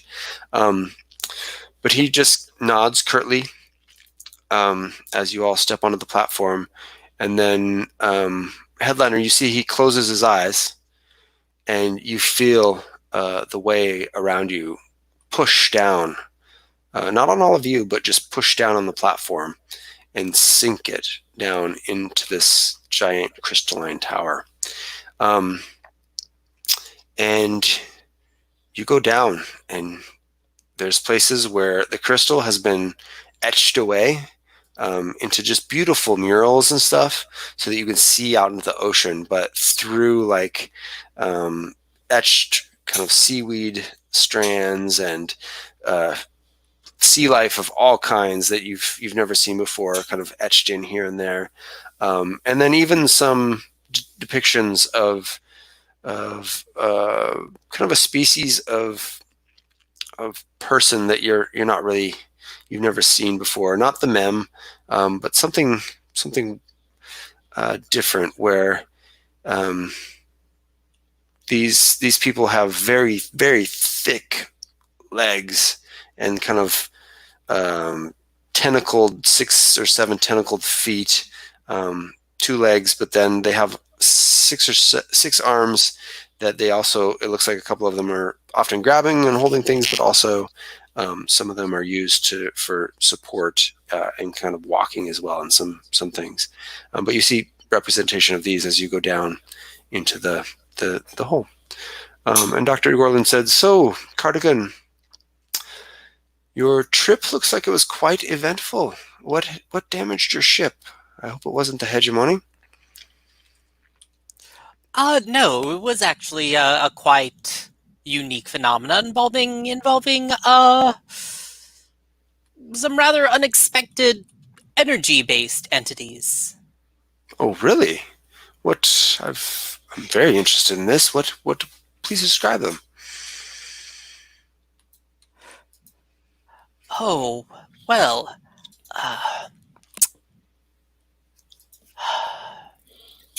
Headliner starts to describe them, and Yeah. I'm assuming Cardigan interrupts him. oh, well, I had not realized that we were also being paid to do research work. I had just thought we were being paid to do transport work. Well, yes. Very, very dangerous transport work that should get a bonus. Well, that's something I'm not necessarily opposed to. I can talk to Arlax about that. There is something I could use your help on. Turns out, we are 95% ready to go now that you've brought this device here. Unfortunately, one of our key researchers was apprehended yesterday by the hegemony. And I think we can make do without them, but should you be able to retrieve them for me, I could pay you handsomely. Oh, well, I know Germany does Arlax have a is... tendency. Oh, go ahead. Oh, sorry for interrupting you, Cardigan. I know Arlax has already promised you 6 credits in addition to the work, the additional work that they... What? Oh, I'm 6? sorry. Was that not the right number? That's what they had informed Oh me. no, it sounds about right to me. We don't need to discuss the exact amount of payment right now, though. Oh, I'm certainly. sure that I can speak with Arlox about this privately. It's none of my business anyway. What your deal with Arlax? You've done your job.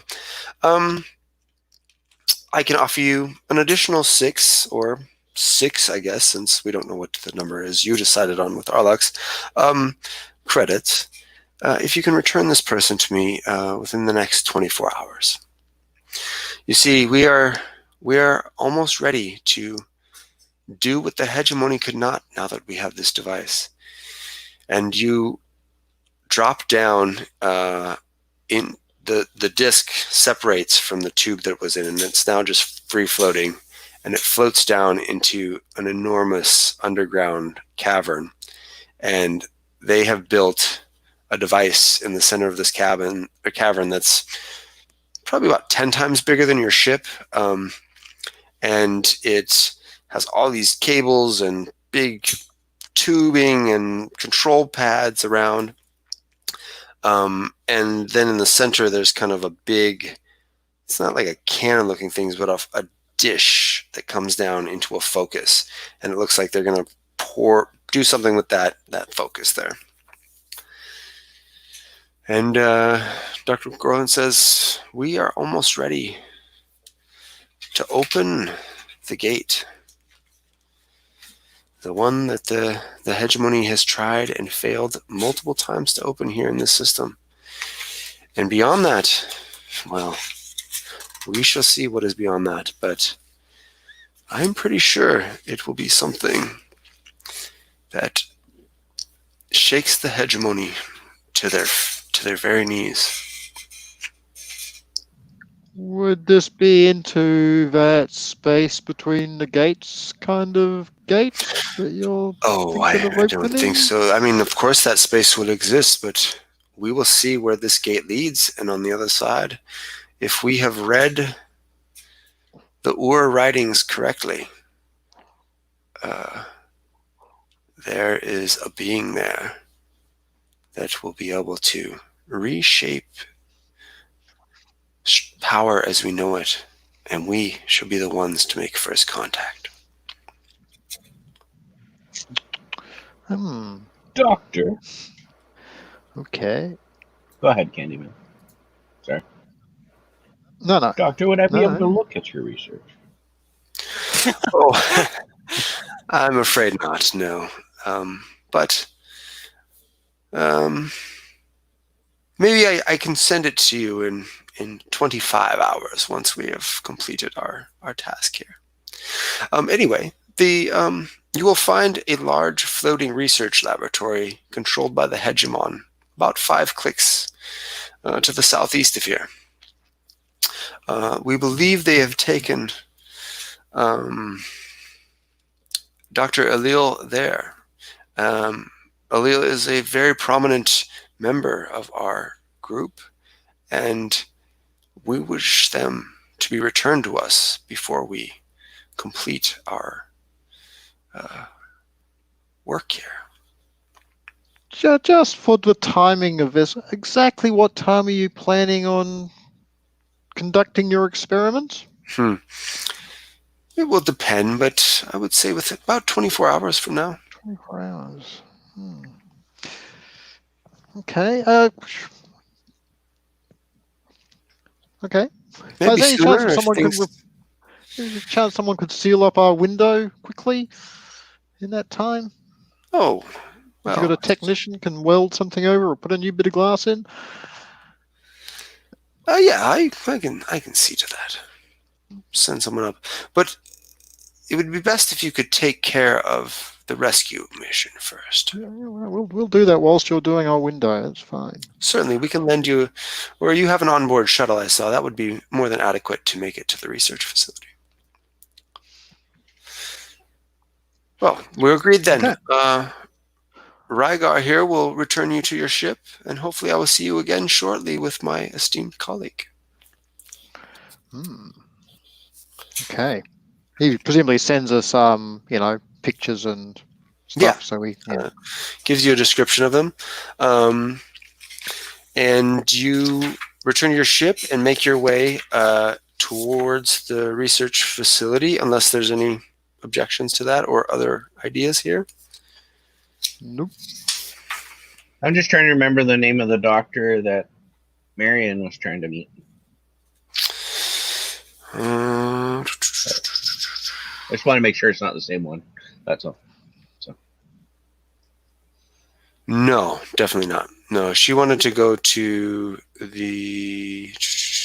Yeah, I know where she wanted to go, but I just wanted to make sure they just didn't end up over here. Yeah, no. I don't know if we had a name for that doctor. I didn't write one down in my notes anyway. But this is not the same one. All right, so let's take another a 10-minute break, and then we'll get you guys set up on this and see how far we get.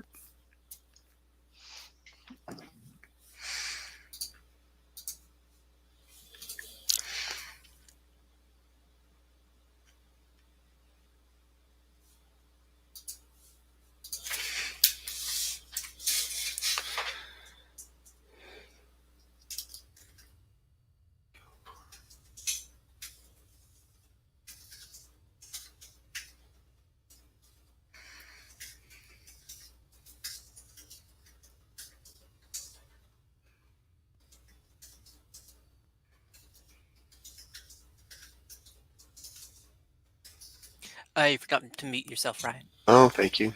Thank you. Tick tack, tick tack.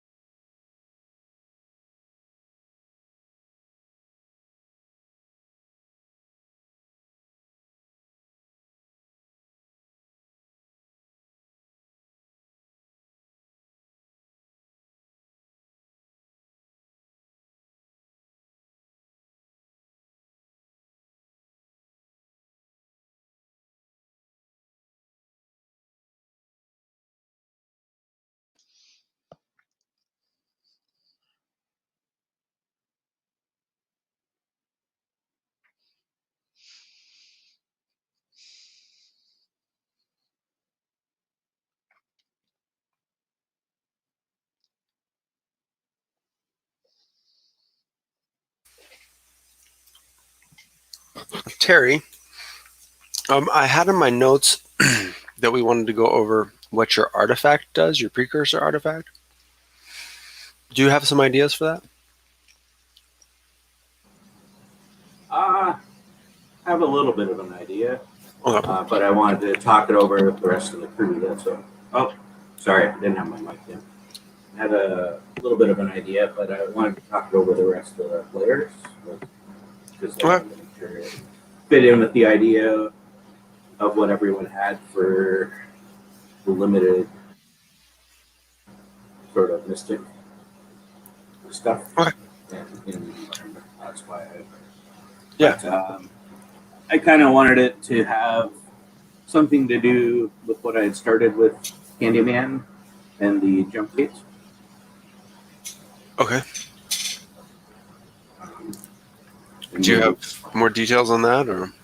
well, I was thinking it would help us find them easier. It would help find these like secret ways. Yeah.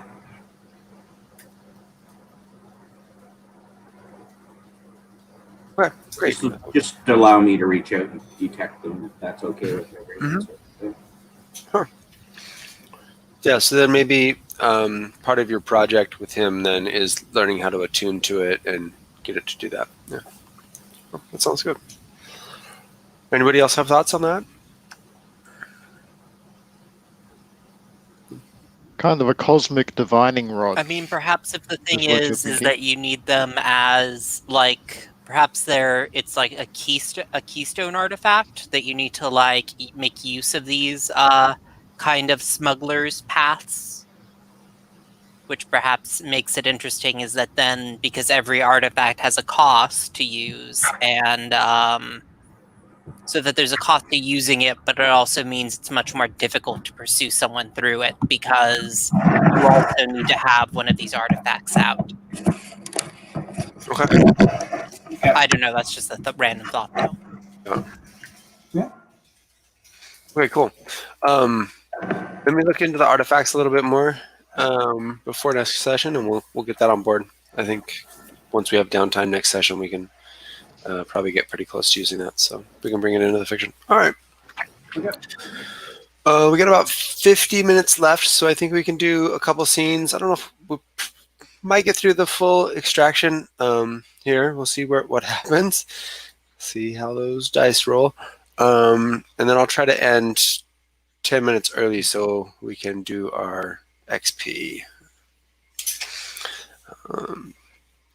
So maybe about 40 minutes of play left here. Okay. Dr. Gorland provides you with the coordinates for this floating research lab, and also a schematic of what they've learned of the kind of defenses on it, and also most of the complex is laboratories and kind of research parts, but there is a small security section that has a dozen rooms or so, and on the whole platform there's maybe on average about 100 security personnel or so, so not huge. It does have a few armed cannons that it can deploy, but they usually aren't active, and if you're able to land on a dock, it should be a pretty short jaunt in from the landing pad down a long hallway, taking a left, a right, and a left to get to the security section and where the cell is, where cells are, where they expect Dr. Elil to be.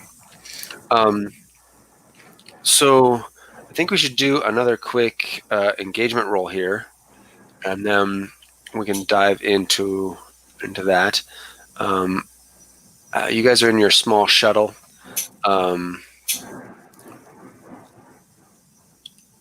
What do folks think is the the method here of getting in and out. Are you going to assault, deceive, infiltrate, use mystic, social connections, or I don't think transport probably works too well right now, but I mean, I think stealth, right, is probably the best bet here. What about Mystic? Is there something we can do there? I mean, mystic is like engaging with a way with some sort of power or artifact, and that's not doesn't really apply here, I think. Okay, so deception, you thinking? Well, or the infiltration. infiltration one, yeah. okay. Yeah, Great. I think infiltration is because we've got no plan otherwise. Okay, great. What is your entry point?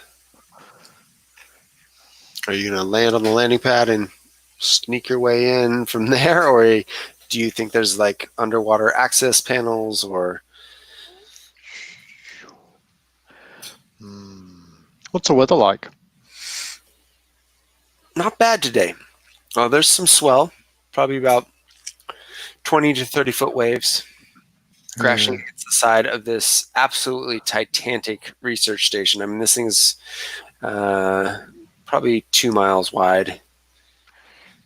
You know, deception might be our better bet for coming in, because infiltration, like, you know, apart from the front door, how else do we get in?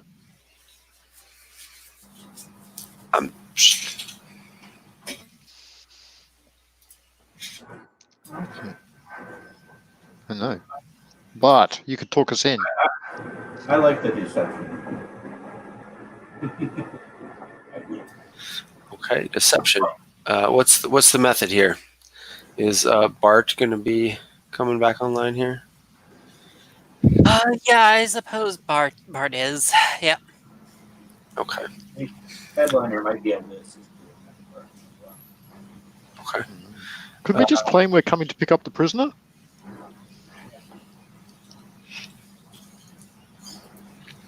Sure. Yes. Yeah, that's what you kind of did last time. Okay. That's right. It was flawless last time, so you know we could do that again. I mean, we could say we just came from Isotropomax, you know, whatever the name of that prison is, and technically we're not lying. We did just come from there. Sure. Okay. Great. So you're picking up a prisoner, or you're taking this prisoner to Isotropa? Oh. Yeah. Or we could be dropping someone off. Well, but that will How about involve that? us leaving someone there, hopefully. No. Well, we only have to pretend to have someone for the journey down to the security office. It's okay. I think he has someone he wants to get rid of it. Gonna leave Mav there. I don't think the little she came on the little shuttle pilot. I think she's staying. Oh, speaking of Mav, can I encourage her to watch the the tradie to make sure he actually does a good job, and keep the engine slightly warm because we might have to leave in a hurry. Okay, sure thing. That's my advice to her. She's like sitting in the cockpit, like, oh god, what did I touch? I don't. She's just sitting there, I think, with her hands like up, so she doesn't. Yeah.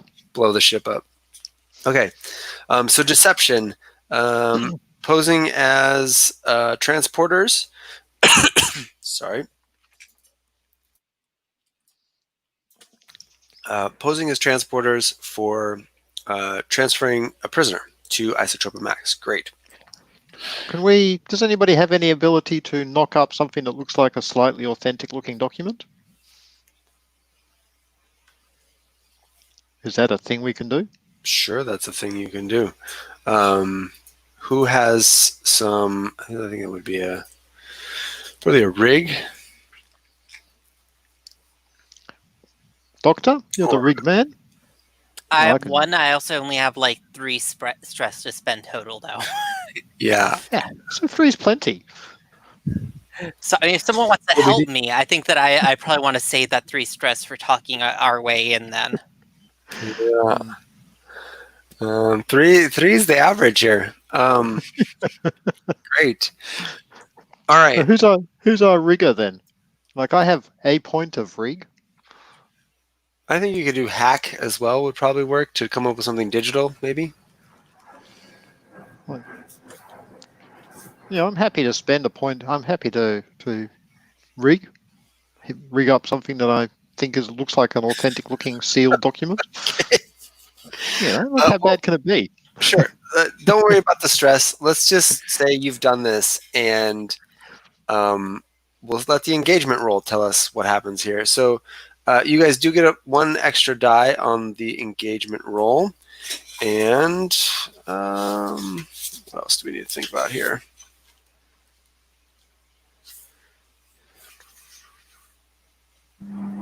Do we still have our gambit? Nobody's used it. Okay. Where's the engagement roll here?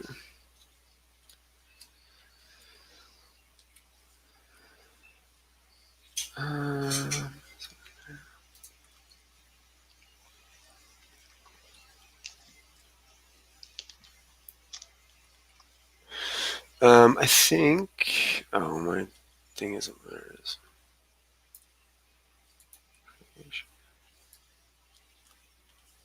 Is it not on here? No, it's not.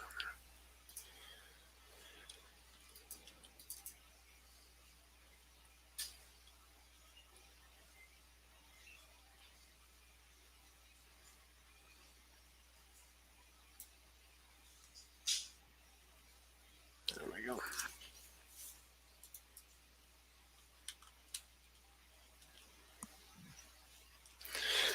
All right, I'll give you 2 dice plus the bonus for your, because I think this is pretty daring, so I'll give you an extra die for that.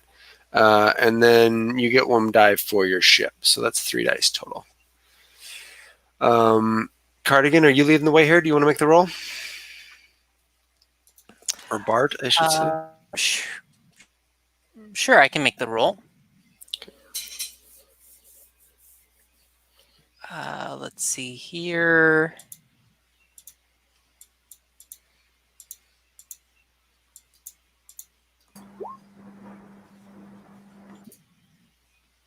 Okay. Ooh, okay. So you start off in a desperate situation here.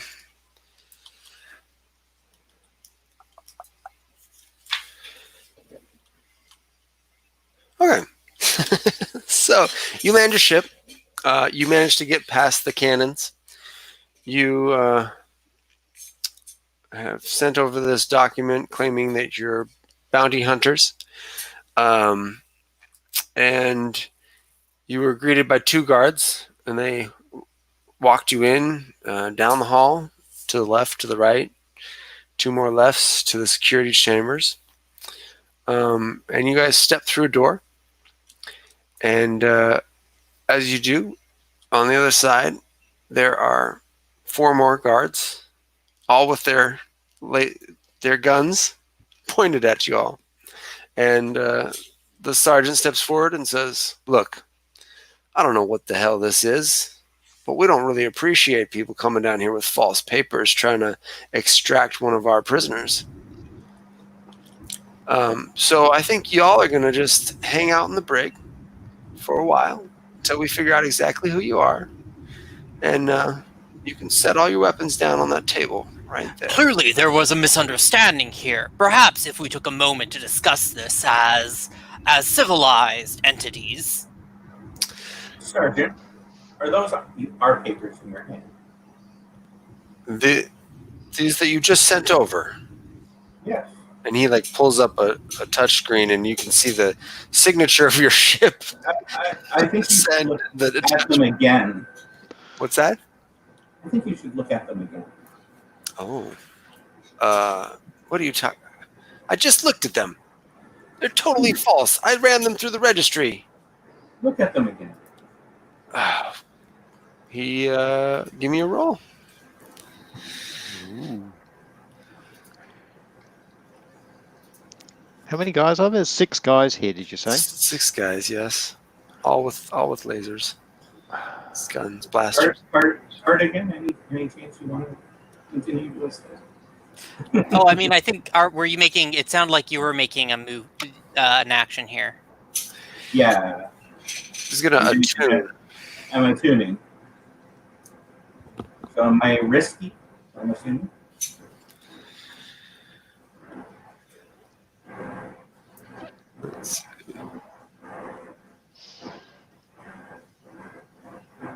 So is this? This is kind of a. These are not the droids you're looking for. Yeah. Oh, it's just there's an actual ability that lets you do this. Yeah. Oh, is There's there? side dancing, which you don't have yet. Oh, okay. So do we want to? I think you could probably. I think in this case you could probably help, but you can't like just straight up. Yeah. Uh,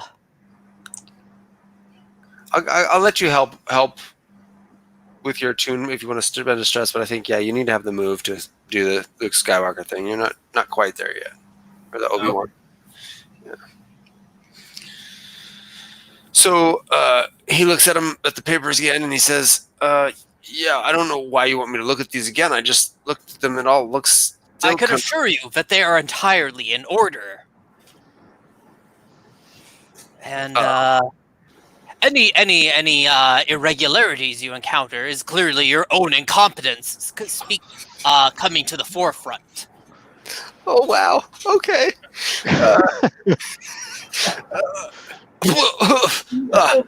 Incompetence. Oh well, we'll see about you that. reek of it. So yeah, give me. Is this a command? What do you? Yeah, command. Okay, command. And Terry, yeah, go ahead. I will. Okay, so it's just one stress to help out. Yeah, I'm just trying to take the other one off. Okay, just click back one. I think. There we go. Yeah, and what's position and effect here? Well, you're desperate. And okay. Let's see. You've just called him incompetent, so I think because that's he is limited. Okay. Yeah. Okay. This is a good time to grab that gambit, so I'm gonna spend it here. I feel like. Okay. And I'm gonna push myself for standard effect, so that is 3 dice total. Okay. Desperate. Standard. Oh! Hey, Whoa! you see. Oh! You're right. He I was was right. incompetent. I was right. Oh man! If he wasn't incompetent, this wouldn't have worked as well as it is. Don't forget to mark that XP. Yeah, I did. I got to think for a second. Hold on here. Do your subordinates truly respect you, or do they merely Fear or you. do they talk about you behind your back? This one looks like they probably say quite awful things about you. I think Maybe we got lucky and like transfer orders for this prisoner actually just arrived, like, coincidentally. Thank you, Brian. That is a beautiful idea.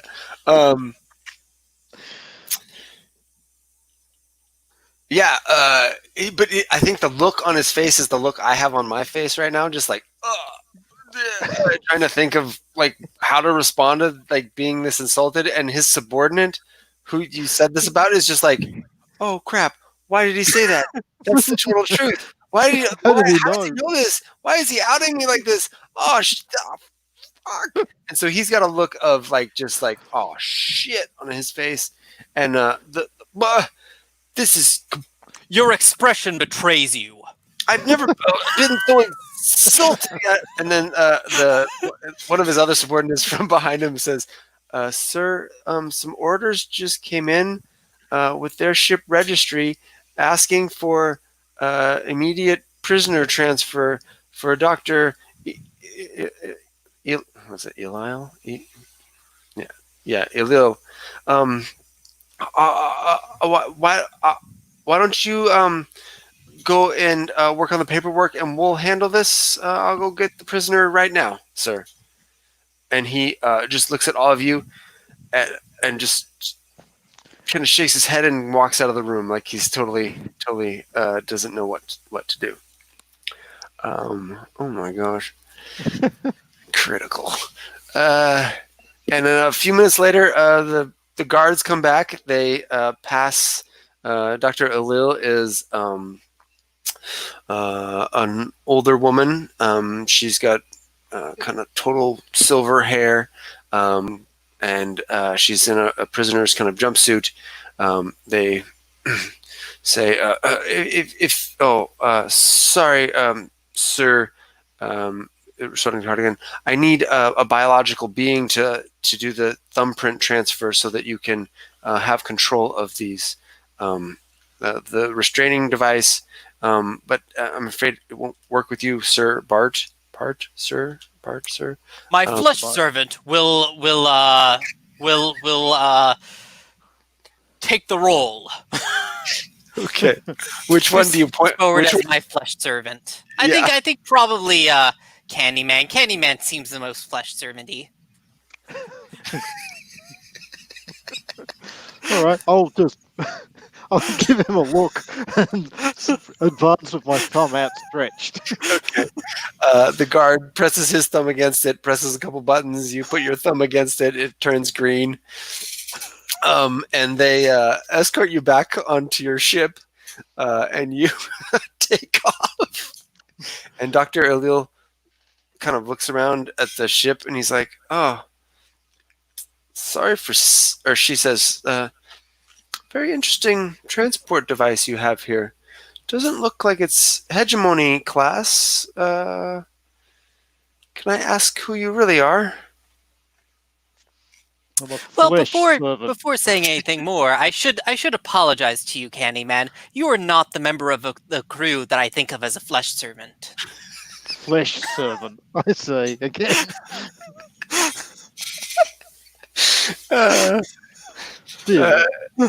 Candyman? Flesh? You're a flesh servant? She says. What is a flesh? Oh no, as I just said, he is not the member of the crew I think of as a flesh servant. Oh, well, what, you think of one of these two as a flesh servant? I've said enough.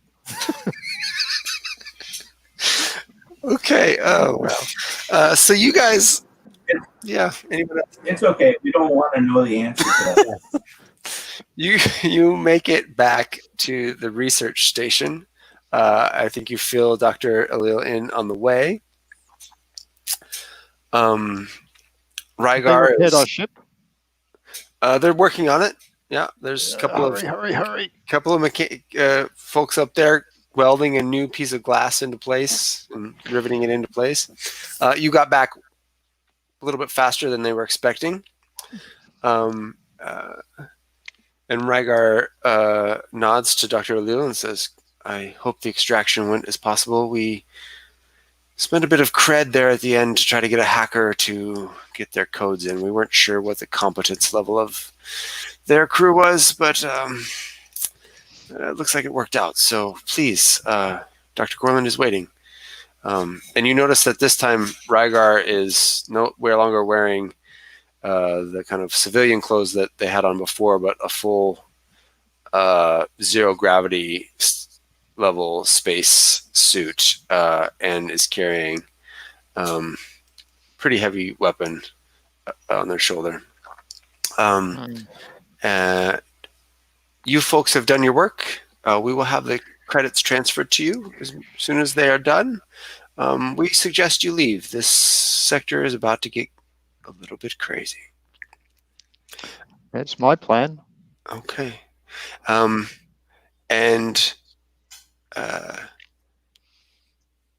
So I think about an hour goes by. You get your ship.